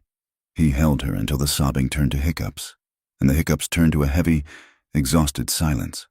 "You were never the monster," Cole said softly, his lips brushing her temple. "You were just the scapegoat." Maggie pulled back slightly, looking up at him. Her face was swollen, her eyes red, but there was a clarity in them he had never seen before. The haunted look was gone, replaced by a fierce, burning anger. "I hated myself," she whispered. "Every day, I looked in the mirror and saw a killer. And they knew. Maddox knew. Wallace knew. We will make them pay," Cole promised, his voice dark. "Every single one of them." Maggie looked at him. She saw the lethal intent in his eyes, the way his jaw was set, but she also saw the tenderness he reserved only for her. She realized then that she didn't want to talk about revenge. Not right now. She had spent 4 years dying inside. She wanted to live. She wanted to feel something other than grief and rage. She wanted to reclaim the body that the town had told her was cursed. "Take me home," she whispered. Cole looked at her, searching her face. "To the cabin." "Home," she repeated, the word heavy with meaning. The ride back was silent, but the air between them was charged. The sun set as they reached the cabin, painting the sky in violent shades of violet and red. Cole took care of the horses while Maggie went inside to light the stove. When he entered, the cabin was warm. The lamp cast a golden circle of light against the encroaching dark. Maggie was standing by the table. She had taken off her bonnet and washed her face. She looked pale, but steady. Cole barred the door. He turned to face her, removing his coat and hat. He felt a tension in his chest that had nothing to do with the danger outside. It was the way she was looking at him, like she was seeing him for the first time without the filter of her own guilt. Maggie walked around the table. She stopped 2 feet from him. "Cole," she said. He stood still, his heart hammering against his ribs like a trapped bird. "I'm here." She reached out and took his hands. His palms were rough, calloused from years of hard labor, scarred from barbed wire and fire. She ran her thumbs over his knuckles. You told me once that you bring ruin, she said softly. That you are broken. I am. Cole said, No. Maggie shook her head. You are not. You are the only thing in this world that has ever held me together. She stepped closer, closing the gap. She placed her hands flat against his chest, feeling the warmth of him through his shirt. I don't want to be afraid anymore, she whispered. Not of the fire, not of the town, and not of this. Cole looked down at her. He saw the invitation in her eyes, clear and undeniable. It wasn't the desperate plea of the woman in the stagecoach. It was the deliberate choice of a woman claiming what she wanted. He raised his hand, tracing the line of her jaw. His fingers trembled slightly. Maggie, he breathed. I am not a gentleman. I don't need gentle, she said fiercely. I need real. She rose on her tiptoes and kissed him. The kiss broke the dam. Cole made a low sound in his throat and wrapped his arms around her waist, lifting her off her feet. He carried her to the cot in the corner, the only soft place in a hard world. He laid her down, his body covering hers, shielding her from the shadows. The intimacy that followed was a revelation. It was a desperate, hungry tangle of limbs and breath, driven by the knowledge that the world outside wanted to destroy them. Cole stripped away her dress, his hands shaking as he navigated buttons and laces. When his fingers grazed the burn scar on her left arm, the mark from the stagecoach wreck, he didn't look away. He lowered his head and kissed the puckered skin. A benediction. Maggie gasped, arching into him. She ran her hands over his back, feeling the ridges of old scars, the map of his pain. She kissed the jagged line on his neck where the saber had cut him. There was no shame in the room. There was only the creak of the rope frame beneath them, the sound of the wind rattling the shutters, and the whispered names that sounded like prayers. Cole, Maggie. It was a reclaiming. With every touch, they were scrubbing away the labels the world had put on them. Cursed, drifter, murderer, failure. Here, in the dark, they were just a man and a woman, finding a way to be whole. Later, much later, the cabin was quiet. The fire in the stove had burned down to glowing coals. Maggie lay with her head on Cole's chest, listening to the steady, strong beat of his heart. His arm was draped over her, heavy and protective. She traced circles on his skin with her fingertip. Cole? She whispered. His voice was deep, rumbling in his chest. If we survive this, she said, what happens? Cole was silent for a long moment. He stared up at the ceiling beams. He had never allowed himself to think about a after. Survival had always been a day-to-day proposition. I don't know, he admitted. I have spent a long time just trying to stay ahead of the smoke. Me too, Maggie said, but I am tired of running. Cole tightened his arm around her. There is a valley in Wyoming, he said quietly. I rode through it once, years ago. High up, green grass, good water. It is quiet there. Maggie smiled against his skin. Is there a town? No, Cole said, just mountains and sky. It sounds lonely, Maggie said. Cole turned his head, kissing the top of her hair. Not if you are there. The words hung in the air, a promise he hadn't meant to make but couldn't take back. He realized with a jolt of terror that he had started to imagine a home, not just a shelter, but a home. And that made the danger waiting outside the door infinitely more terrifying. The morning sun brought no mercy. It was bright and cold, highlighting the dust motes dancing in the cabin air. They were drinking coffee, the intimacy of the night before lingering in the way they moved around each other, a brush of shoulders, a shared look. When the sound of hoofbeats shattered the peace, many horses, coming fast. Cole was at the window in a second, his shotgun in his hands. Damn, he swore. What is it? Maggie asked, grabbing her shawl. It is a posse, Cole said grimly. Maddox, Wallace, and half the town. He turned to her, his face hard. Stay inside. No, Maggie said, grabbing his arm. We do this together, remember? Cole looked at her, saw the set of her jaw, and nodded. He unbarred the door. They stepped out onto the porch just as the riders reined in. There were 12 of them. Jed Maddox sat at the front on his bay horse, looking like a king coming to pass sentence. Reverend Wallace was beside him, clutching a Bible like a weapon. Behind them were men Maggie recognized, shopkeepers, ranch hands, faces that had once smiled at her in her father's bakery. Now, they looked like a lynch mob. "Cole Harper," Maddox shouted, his voice booming. "Step away from the woman." Cole didn't move. He held the shotgun loose in one hand. The barrel pointed at the ground, but ready to rise. "Get off my land." "Maddox," Cole said calmly. "You are trespassing. We are here on the Lord's business." Reverend Wallace shrieked, his face red. "We are here to root out the corruption that plagues this valley. We have a witness, Harper," Maddox said, leaning forward on his saddle horn. "A man who saw you riding near the Peterson place 10 minutes before the fire started." "That is a lie," Cole said. "We were here.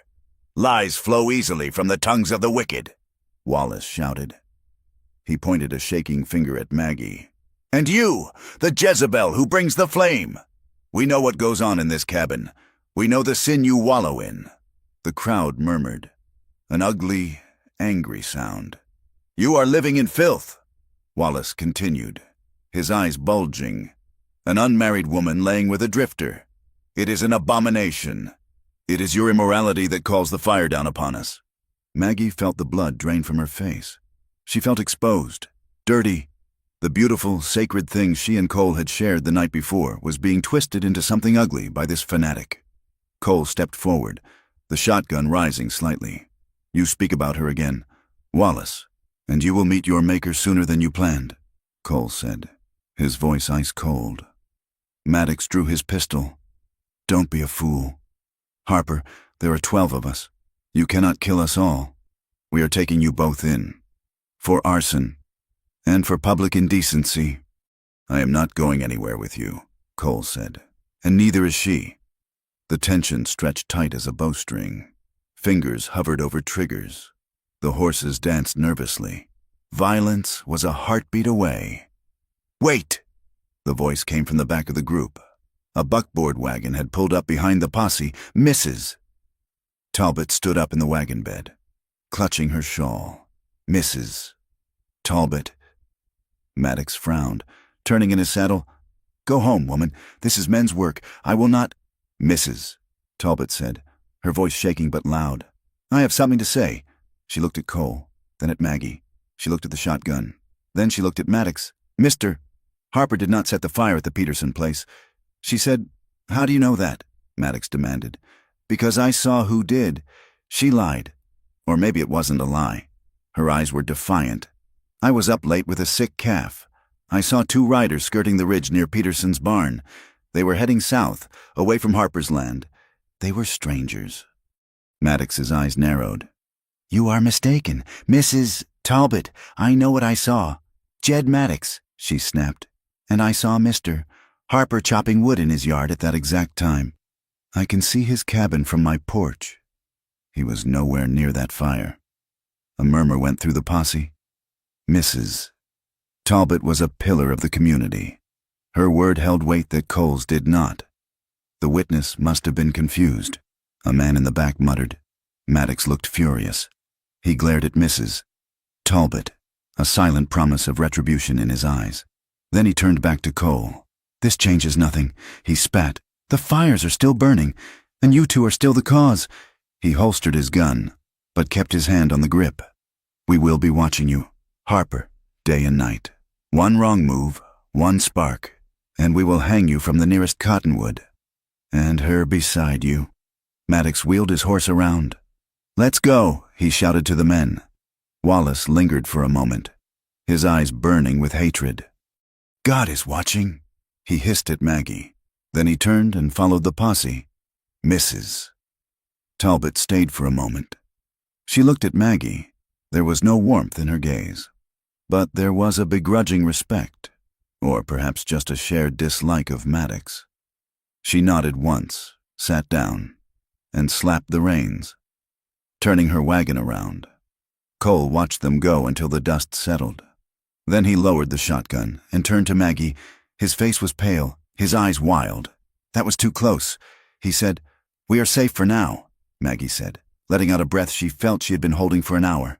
"Safe?" Cole threw the shotgun onto the porch bench. "Safe? Did you hear him? They are going to hang us." "Maggie, Mrs. Talbot bought us a day, maybe 2, but they will come back. And next time they won't bring a preacher. They will bring a rope." He grabbed her shoulders. "You have to leave. Tonight. I can put you on Bess. You can cut through the mountains to the railhead in Laramie." "No," Maggie said, pulling away. "Maggie, listen to me," Cole shouted. "This isn't a game. They want blood. My blood. If you are standing next to me, it will be yours too." "Then so be it," Maggie shouted back. Cole raked his hands through his hair, pacing the yard. "I cannot protect you against a whole town. I love you too much to watch you swing for a crime you didn't commit." Maggie froze. The words hung in the air. "I love you." He stopped pacing. He looked at her, realizing what he had said. "You love me," she whispered. Cole looked defeated. "Yes," he said, his voice cracking. "God help me, I do. And that is why you have to go, because I am going to die here. Maggie, I am going to die defending this patch of dirt because it is all I have. But you can have a life." Maggie walked up to him. She took his face in her hands. "You are not just a patch of dirt to me, Cole. You are my life. I am not leaving. I am not running. We are going to fight them." "With what?" Cole asked desperately. 2 guns against 20. "With the truth," Maggie said. "Eli knows. There might be others. We have to find proof." "It is suicide," Cole whispered. "Maybe," Maggie said. "But I would rather die standing with you than live running without you." Cole closed his eyes, leaning his forehead against hers. He was shaking. The fear of losing her was greater than the fear of the fire. "Okay," he whispered. "Okay." The sun went down, casting the valley in shadow. The wind picked up again, cold and biting. Maggie stepped out onto the porch, wrapping her shawl tight. She looked up at the stars, hard and bright diamonds in the black void. She felt the weight of the revolver Cole had insisted she carry in her pocket. They were running out of time. Maddox would not wait. Wallace would not wait. The next fire would be the last one. She looked at the dark hills, knowing the enemy was out there. Watching. She touched her stomach, feeling a phantom flutter of nerves. "We have to be faster than the flames," she thought. "We have to be brighter." She turned back to the door, where Cole was waiting in the yellow light of the lamp. She stepped inside, closing the door against the wind, ready to face whatever morning brought. The sky turned the color of a bruised plum, heavy and swollen with a violence that had been building for weeks. There was no rain in the clouds, only the dry, static charge of a summer storm that promised nothing but destruction. The wind picked up, howling through the canyons like a choir of ghosts, whipping the sagebrush until it lay flat against the parched earth. Cole Harper stood on the porch of the cabin, his eyes scanning the horizon. He smelled the ozone before he saw the flash. A bolt of dry lightning, jagged and white-hot, stabbed the earth on the northern ridge. Then another, striking the valley floor to the east, and a third, hammering the dry timber near the creek. "It begins," Cole said, his voice flat. Maggie Lane stood beside him, clutching her shawl against the wind. She watched as thin ribbons of smoke began to curl up from the strike points. In the distance, the ribbons widened, turning into angry columns of orange and black. The grass, cured to the consistency of tinder by the long drought, caught instantly. "It is too much," Maggie whispered. "The wind is driving it straight toward the town." Cole narrowed his eyes. He was watching the smoke, reading it as he would read a trail. The lightning strikes were natural, random, but then he saw it. A fourth plume of smoke rising from a cluster of haystacks on the southern edge of Ash Hollow, miles from where the lightning had touched down. "That one is not nature," Cole growled, pointing. "That is a torch." "Someone is setting fires?" Maggie asked, horror dawning on her face. "Now? In the middle of a storm? Chaos is a ladder," Cole said grimly. He turned and grabbed his saddlebags. "Someone figures the lightning will cover their tracks. They are going to burn the town and blame the sky. Or us." He looked at her. "We cannot stay here. If the wind shifts, this canyon becomes a chimney. And those people down there, they are going to need help. They hate us. Cole, Maggie said, though she was already moving to get her boots. They want to hang us. Then we will make it hard for them to do it while they are busy putting out a fire. Cole said, "Get the horses." By the time they reached the outskirts of Ash Hollow, the world had ended. The wind was a physical force, tearing shingles from roofs and driving grit into eyes and teeth. To the north and east, the horizon was a wall of flame, a roaring monster that ate the oxygen out of the air. But the immediate danger was the fire on the south edge, the one Cole had spotted. It had jumped from the haystacks to a row of wooden shanties and was now licking at the back of the livery stable. The church bell was ringing frantically, a discordant clang that sounded like a scream. People poured into the streets, their face-twisted masks of terror. Men ran with buckets. Women dragged trunks of linens into the dusty road. Children wailed, clinging to skirts. At the center of the panic stood Reverend Wallace. He had climbed onto a water trough in the middle of Main Street, his black coat flapping like the wings of a crow. "Repent!" he shrieked, pointing a long, bony finger at the encroaching flames. "The Lord has sent his seraphim to purge the wicked. This is the judgment for the sin we have harbored." He saw Cole and Maggie riding in, their horses dancing nervously in the smoke. Wallace's eyes lit up with a fanatic zeal. "There!" he shouted, his voice cutting through the roar of the fire. "The harbingers of doom! The harlot and the murderer! They bring the hellfire with them. Cast them out, and the Lord may yet spare us." A few men stopped their bucket lines, looking at Cole with wild, frightened eyes. A rock sailed through the air, striking the flank of Cole's horse. Ghost reared, and Cole fought to bring him down. Cole drew his shotgun, not pointing it at the crowd, but holding it high. "You are listening to a fool while your houses burn," Cole roared. His voice was a thunderclap, honed on battlefields and cattle drives. It stopped the crowd in its tracks. "The fire does not care about your sins," Cole shouted. "It cares about wind and fuel. If you want to save this town, stop praying and start digging." He holstered the gun and spurred his horse toward the livery stable, where the flames were threatening to ignite the roof. Maggie did not hesitate.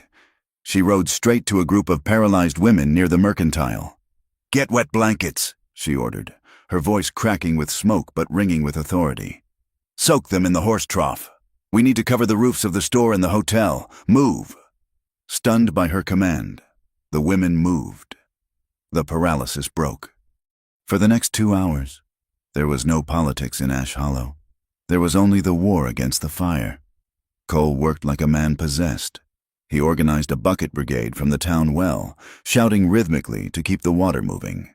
He took an axe and chopped down a burning fence that connected a shed to the main bank building, creating a firebreak that saved the structure. Maggie was everywhere. She wrapped her face in a wet bandana and led terrified horses out of the smoke-filled livery. She helped Mrs. Higgins, the dressmaker, drag her sewing machine into the street. She beat at the grass fires with a wet sack until her arms screamed in protest. The townspeople worked alongside them, too desperate to hate. When a burning beam collapsed near the blacksmith, it was Cole who shoved the smith out of the way. When a child wandered too close to the sparks, it was Maggie who scooped him up and carried him to his mother. But the fire was relentless. It seemed to have a mind of its own, jumping gaps that should have stopped it. Cole paused to wipe the soot from his eyes. He was standing near the alley behind the general store. The wind was blowing hard from the north now, pushing the main fire away from the town center. They were winning. Then, he saw it. 2 streets over, near the warehouses that stored the winter grain. A flicker of light appeared. It wasn't a spark from the sky. It came from inside the building. The warehouse belonged to a man who had refused to sell to Jed Maddox 3 months ago.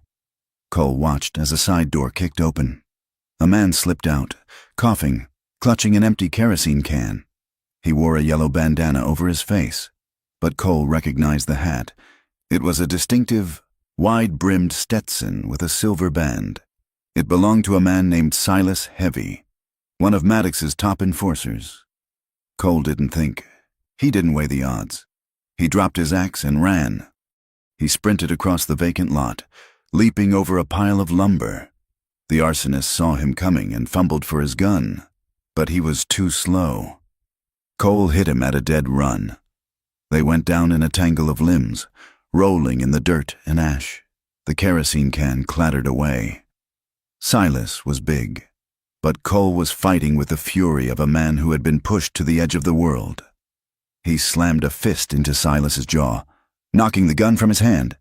Silas bucked, throwing Cole off, and scrambled to his feet, pulling a knife from his belt. "You should have kept riding." "Harper," Silas hissed, "you are dead." The warehouse behind them erupted. The windows blew out, showering them with glass. The heat was blistering. Cole dodged the knife thrust, stepping inside the arc. He grabbed Silas's wrist, twisting it violently until the bone snapped with a sickening crack. Silas screamed, dropping the knife. Cole kicked his legs out from under him and pinned him to the ground, his forearm pressing against the man's throat. "Why?" Cole shouted, leaning his weight into the chokehold. "The town is already burning." "Why set another one?" Silas sputtered, his face turning purple. "Maddox," he said. "Insurance. The grain." Cole eased the pressure slightly. "Say it again, loud enough for God to hear." "Maddox," Silas gasped, terrified by the fire raging 10 feet away. He wanted the grain destroyed, said to blame the lightning, said if the town burned, he could buy the lots for dirt. "Maggie," Cole yelled, not looking away from his prisoner. She was there. She had seen the fight and run toward them, her dress torn, her face blackened with soot. She stood over them, looking at the man on the ground. She recognized him. He was one of the men who had laughed at her when she walked down Main Street. "Get him up," Maggie said, her voice cold as steel. Cole hauled Silas to his feet, twisting the broken arm behind his back. The man whimpered. "Walk," Cole commanded. They marched him to the center of Main Street. The bucket brigade had paused, exhausted. The fire on the edge of town was contained, smoldering in the damp earth where they had soaked it. The crowd was gathered near the church, coughing and huddled together. Maddox was there, sitting on his horse, looking pristine and untouched by the soot. Reverend Wallace was beside him. "Look at the heroes," Wallace sneered as Cole and Maggie approached, "playing firemen after they lit the match." "Listen to me," Maggie screamed. Her voice was not the polite whisper of a lady. It was a raw, guttural cry that tore through her throat. It silenced the crowd. She shoved Silas forward, so hard he stumbled and fell to his knees in the dust. "Tell them," Maggie commanded. "Tell them what you told us." Silas looked up at Maddox. He saw the cold promise of death in his boss's eyes. But then he looked at the fire still consuming the warehouse. And he looked at Cole Harper, who looked ready to kill him with his bare hands. "It was Maddox," Silas shouted, his voice cracking. "He told me to light the warehouse. He told us to light the haystacks." A gasp went through the crowd. "Lies!" Maddox roared, his hand dropping to his pistol. "The man is delirious from the smoke. Harper has bewitched him. He promised us a bonus," Silas babbled, desperate now. "He said if we burned the holdouts, he could claim the land. He has been doing it for years. He is lying," Wallace shouted, stepping forward. "Do not listen to the serpent. You listen to me." Maggie stepped into the light of the fire. She pulled the bonnet from her head, letting her hair fall loose. She looked at the faces of the people who had shunned her. 4 years ago. "A bakery burned on this street," she yelled. "You said I did it. You said I was careless. You ran me out of my home." She pointed a shaking finger at the ruins down the street. "Why did the fire move so fast? Why did the alley smell of oil? Why did none of you ask questions?" Because it was easier to blame a girl than to face him. She pointed at Maddox. "He killed my father."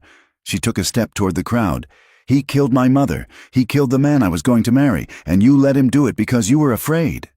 Silence. Absolute, heavy silence. Then, a movement from the shadow of the livery stable. Eli, the old stable hand, stepped into the light. He was shaking, clutching his hat in his hands. He looked at Maddox, then at Maggie. "She is right," Eli said. His voice was quiet, but in the silence, it carried. "Shut your mouth, old man," Maddox warned, his voice low and dangerous. "I won't," Eli said.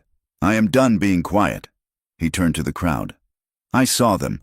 4 years ago. I saw Maddox's men pour oil on the back of the Lane Bakery. I saw them light it."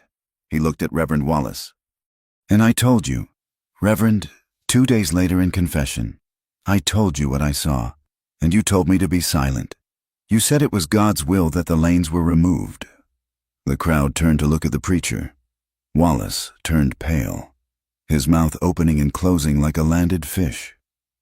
You misunderstood," he stammered.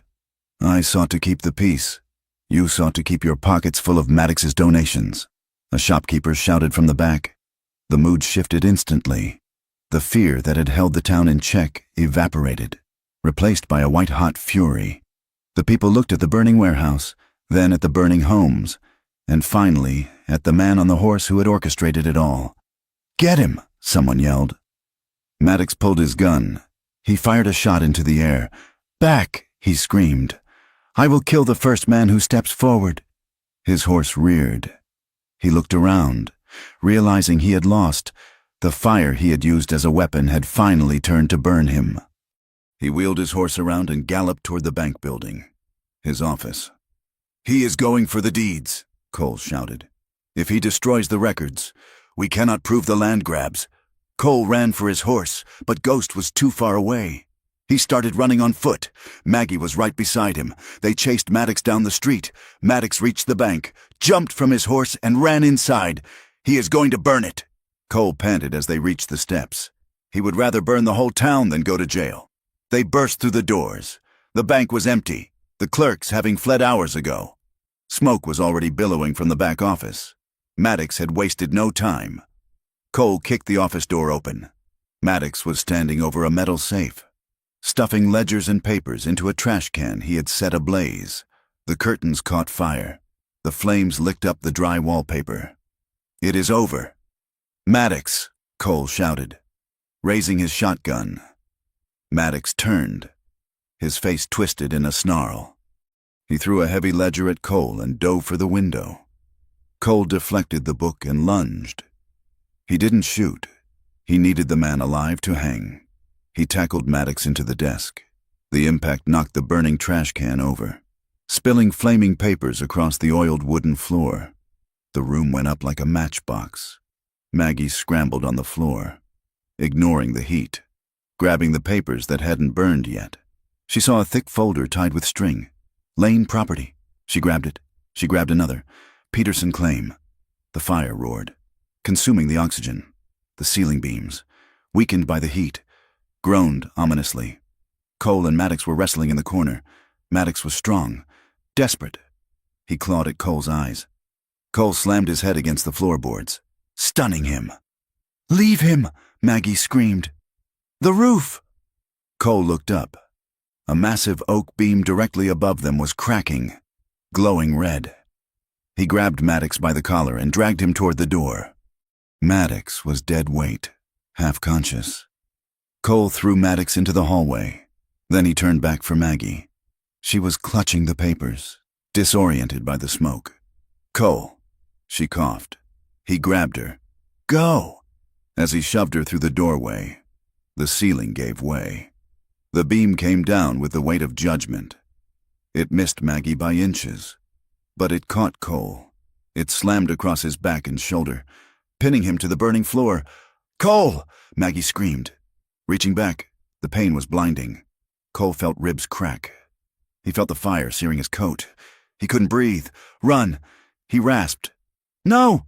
Maggie dropped the papers in the hall and grabbed his arm. She pulled with everything she had. "Get up!" she shrieked. "You promised! You promised you wouldn't leave me!" Cole gritted his teeth. He thought of the fire that had haunted him for years. He thought of the ghosts.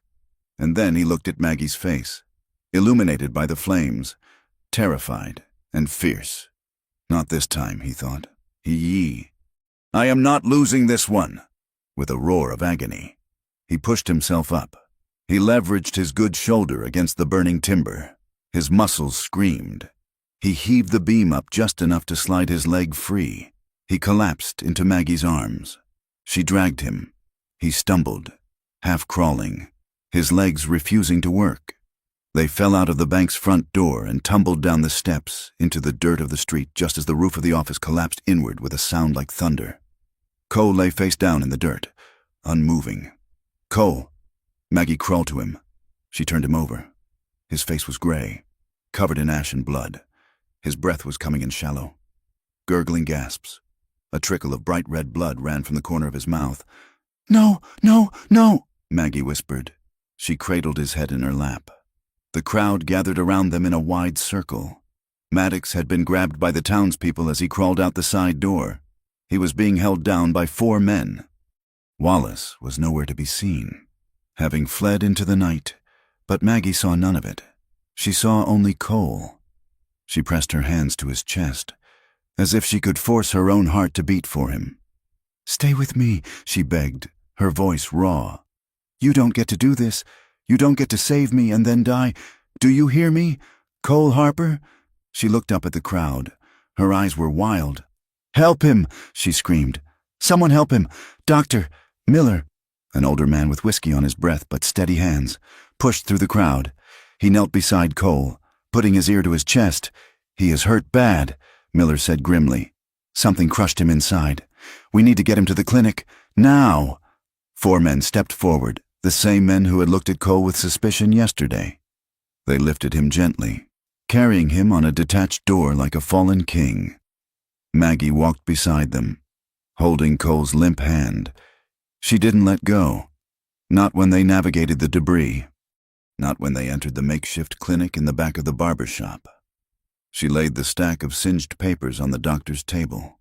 "Read them," she told the sheriff, who had finally found his spine. "Read everything?" Then she turned her back on the justice she had fought so hard for. It didn't matter anymore. Nothing mattered but the shallow rise and fall of Cole's chest. The sun rose on a changed world. The fires were out, leaving behind black scars on the land and the smell of wet ash. Ash Hollow was quiet. It was a silence of exhaustion and shame. Maddox was in irons in the cellar of the jail. Wallace had been caught trying to board a train 10 miles east. He was being brought back to face the people he had deceived. But at the barber shop, the battle was still raging. Maggie sat on the wooden step outside the door. She had been there for 6 hours. She hadn't washed the soot from her face. Her hands were black with it. Her dress was stiff with dried mud and blood. Cole's blood. She felt hollowed out. She felt as though she was hanging over a precipice by a single, fraying thread.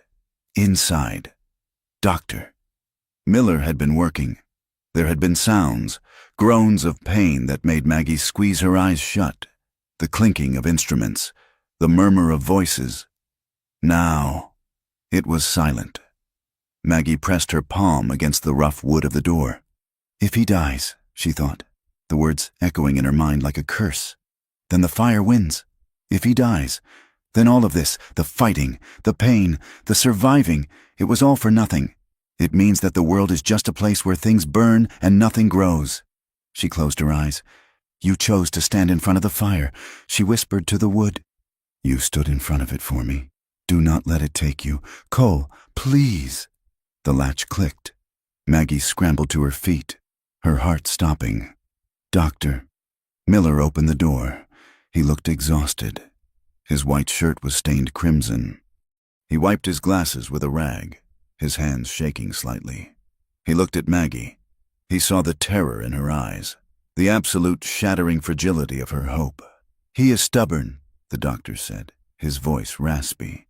Maggie stopped breathing. "He has 3 broken ribs." Miller said, "A collapsed lung, burns on his back, and he has lost a lot of blood. But," Maggie whispered. "But he is alive," Miller said. Maggie let out a sound that was half sob, half laugh. Her knees buckled, and she had to grab the door frame to stay upright. "He woke up a minute ago," Miller continued. "He asked for you, said he wouldn't take any laudanum until he saw you. Can I—" Maggie gestured to the room. Miller stepped aside. "Go on, but be gentle. He is hanging on. Miss Lane, but I think he needs a reason to keep fighting." Maggie nodded. She wiped the tears from her cheeks, smearing the soot into war paint. She straightened her spine. She stepped into the dim room. It smelled of antiseptic and blood. Cole was lying on a narrow table, covered in a white sheet up to his chest. His face was pale as death, the bruises standing out starkly against his skin. His breathing was shallow and raspy, but his eyes were open, dark, flinty, and fixed on the door. When he saw her, his lips twitched in a ghost of a smile. Maggie walked to the side of the table. She reached out and took his hand. It was cold, but his fingers curled weakly around hers. "You look like hell," Cole whispered, his voice a broken wheeze. "You should see the other guy," Maggie said, tears spilling over again. She leaned down, pressing her forehead against his hand. "You stayed," she whispered. "I told you," Cole rasped, each word a struggle. "I'm not running anymore." Maggie looked at him. She saw the pain in his eyes, but she also saw the life. It was a flickering flame, weak and battered by the wind, but it was there. "Then don't," she said fiercely. "You keep breathing. Cole Harper, you hear me? We have a valley in Wyoming to find. We have a house to build. You do not get to quit now." Cole looked at her. He saw the future in her face. He saw the green valley. He saw the peace he had stopped believing in. "Yes, ma'am," he whispered. Maggie pulled a chair close to the table. She sat down, holding his hand in both of hers, anchoring him to the earth. She wasn't going anywhere. She would sit there and breathe for him until he was strong enough to do it himself. Outside, the town of Ash Hollow began to wake up to its new reality, but inside the room, the only reality that mattered was the steady, stubborn beat of two hearts that had walked through the fire and come out the other side. Payne was a country Cole Harper knew well. He had lived within its borders for most of his life, mapping its peaks and valleys with every scar on his body. But this pain was different. It was a heavy, crushing weight that sat squarely on his chest, making every breath a negotiation with his own ribs. He drifted in the darkness for a long time, hearing voices that sounded like they were coming from underwater. He heard the snap of burning wood, the scream of a horse, the roar of a crowd. But through the chaos, there was one sound that acted as a tether, a thin silver line pulling him back toward the surface. "Stay with me. You do not get to leave." Cole opened his eyes. The light was dim, filtering through a dusty window that smelled of iodine and lye soap. He was lying on a narrow cot, his torso wrapped so tightly in linen bandages that he felt like a mummy. He turned his head, a movement that sent a spike of agony shooting down his spine. Maggie was there. She was sitting in a wooden chair pulled close to the bed, her head resting on the mattress near his hand. She was asleep, but her grip on his fingers was iron tight. Cole looked at her. Her face was scrubbed clean of the soot, but the shadows under her eyes were purple and deep. Her hair was loose, falling across her cheek in a golden curtain. She looked exhausted, worn down to the very fiber of her being, and she was the most beautiful thing he had ever seen. He tried to speak, but his throat was as dry as the alkali flats. He managed a rasping cough. Maggie jerked awake instantly. Her head snapped up, her blue eyes wide and panicked. When she saw his eyes open, the panic dissolved into a relief so profound it looked like pain. "Cole," she breathed. "Water," he croaked. She was on her feet in a second, pouring water from a pitcher into a tin cup. She slipped her arm behind his head, lifting him gently. Even that small movement made his vision blur, but he drank greedily, the cool water soothing the fire in his throat. She lowered him back down, her hand lingering on his forehead, brushing back his hair. "You scared me," she whispered, her voice trembling. "You scared me to death. Cole Harper, I am hard to kill," Cole whispered, forcing a faint smile. "I have been told I am too stubborn for heaven and too much trouble for hell." Maggie didn't smile. Tears welled up in her eyes, spilling over to track down her cheeks. She squeezed his hand. "Don't," she said, fierce. "Do not make a joke of it, Doctor," Miller said. "He said it was a miracle the beam didn't crush your heart." Cole looked at her, his expression sobering. He remembered the bank, the heat, the weight of the timber. "I'm sorry," he said quietly. "Sorry?" Maggie looked confused. "For what?" "For dragging you into this," Cole said. "For the fire. For the danger. You should have been halfway to Wyoming." Maggie went still. Her eyes flashed with a sudden, sharp anger. She leaned down, her face inches from his. "Stop it," she commanded. "Do not ever apologize for saving my life, and do not insult me by pretending I was a passenger in this. I walked into that fire with you. I chose this." She took a breath, her voice softening. "You didn't drag me anywhere. Cole, you held me up." Cole looked at her, silenced by her ferocity. He saw the strength in her jaw, the fire in her eyes. She wasn't the terrified girl in the stagecoach anymore. She was a woman who had walked through hell and come out the other side holding the devil's own ledger. He turned his hand over, interlacing his fingers with hers. "How long?" he asked. 3 days, Maggie said. "You have been out for 3 days. And the town?" Cole asked, the old instinct for danger rising. "Maddox?" Maggie sat back, a grim satisfaction settling on her features. "The town is quiet," she said. "Maddox is in the cellar of the jail. The territorial marshal arrived yesterday. They are taking him to Denver to stand trial. The papers we found, they were enough. Land fraud, arson, attempted murder. He is finished." "Cole, and Wallace?" Cole asked. "Gone," Maggie said. "He tried to come back to the church yesterday to give a sermon. The deacons locked the doors on him. They say he is heading east, running back to whatever hole he crawled out of." Cole let out a long breath, his chest aching. "It is over?" "Yes," Maggie whispered, resting her head on his shoulder. "Careful of the bandages.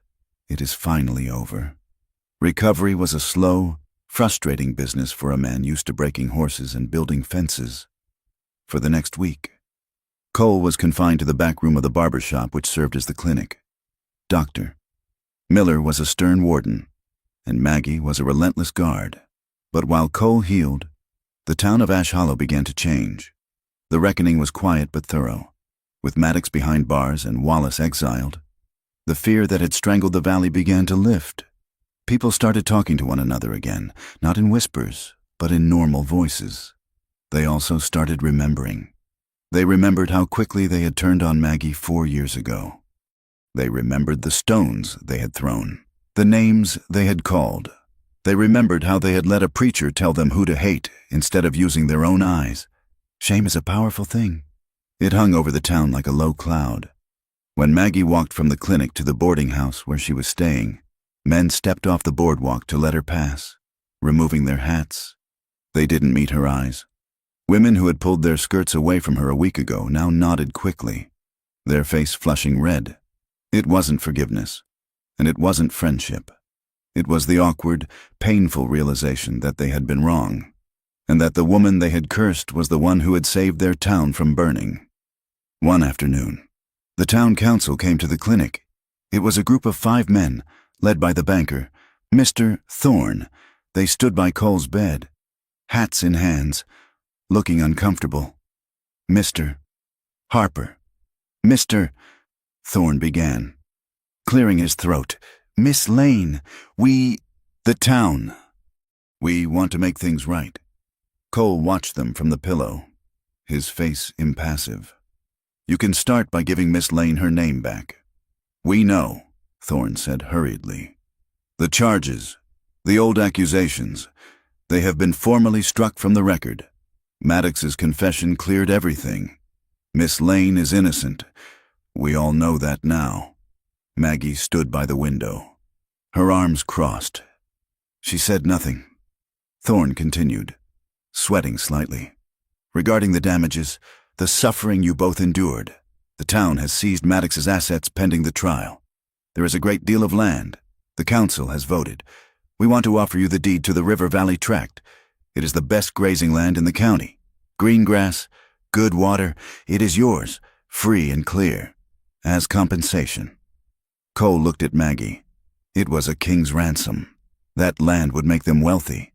It would make them respectable. Maggie turned from the window. She looked at the men, her expression unreadable. "I do not want the River Valley Tract," she said clearly. Thorne blinked. "Miss Lane, it is worth $5,000. "I do not care what it is worth," Maggie said. "I do not want Maddox's prize, and I do not want your guilt money." "Then what do you want?" Thorne asked. Maggie walked to the table where a map of the valley was spread out. She placed a finger on a spot south of town, a spot marked by charred timber and ash. "I want this," she said. "The south pasture, the plot my father leased, the one where the fire started last week."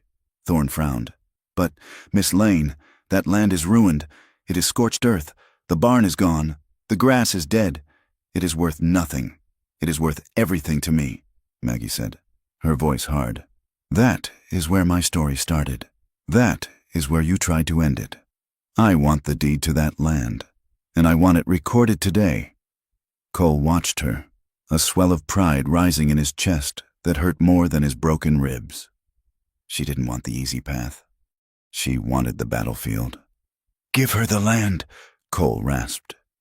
Thorne looked between them, confused but eager to resolve the debt. "Very well. If that is your wish, we will draw up the papers." When they left, Cole looked at Maggie. "You know that land is nothing but ash and rock right now," he said. "I know," Maggie said, sitting on the edge of the bed. "We could have taken the river land," Cole said gently. "We could have sold it and gone anywhere. California, Oregon. I am done running." "Cole," she said, taking his hand. "And I do not want a life that is given to me as an apology. I want to build something, and I want to build it right there, on the scorch." She squeezed his fingers. "I want to show them that fire doesn't win. I want to show them that we can grow a garden in the ash." 2 weeks later, Cole was strong enough to ride, though the doctor warned him that if he lifted anything heavier than a saddle, he would be back in the clinic. They rode out to the south pasture in the late afternoon. The day was crisp, the heat of summer finally breaking into the cool promise of autumn. The land was exactly as Thorne had described it, bleak. The fire had scoured it clean. The earth was black, covered in a layer of fine gray ash that swirled around the horses' hooves. The skeletons of burnt sagebrush poked up like blackened fingers. The air still held the faint, acrid scent of charred cedar. It was ugly. It was desolate. Cole reined in Ghost and looked around. He felt a heavy stone settle in his stomach. He saw the work it would take. He saw the ghosts of the flames dancing on the ridge. "Are you sure about this, Maggie?" he asked quietly. Maggie dismounted. She walked out into the middle of the blackened field. Her blue dress was a splash of color against the monochrome world. She knelt down, scooping up a handful of the scorched earth. She let it sift through her fingers. "I am sure," she said.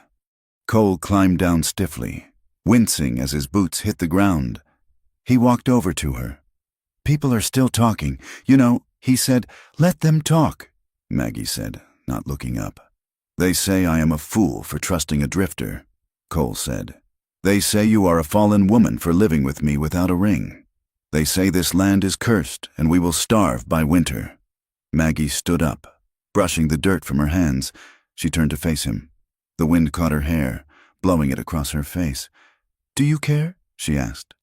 Cole looked at the town in the distance. "I care that they might be right about the starving part. I care that I might not be enough to keep you safe here." He took a step closer, his eyes searching hers. "Maggie, I am terrified," he admitted. His voice was low, stripped of its usual grit. "Terrified of what? Of failing you?" He said, "Of waking up one night and smelling smoke again. I am damaged goods.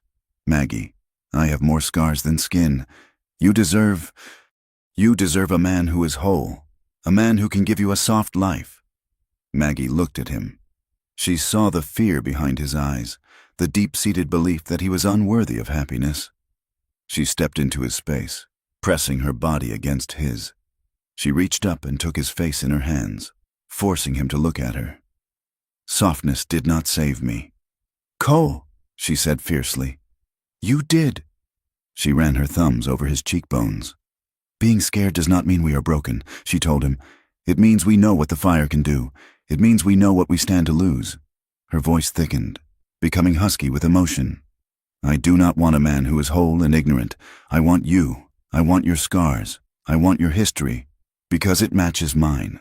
She leaned her forehead against his chin. "I do not want to spend another night in that boarding house. Cole, I do not want to pretend I can sleep without hearing your heart." She pulled back slightly, looking deep into his dark eyes. The sun was setting behind the blackened hills, casting a red glow over the ruined land. "Do you remember what I said to you? In the stagecoach?" Cole nodded. "I remember every word.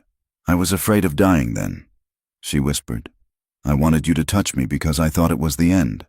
She took his hand and placed it on her waist, pulling him tight against her.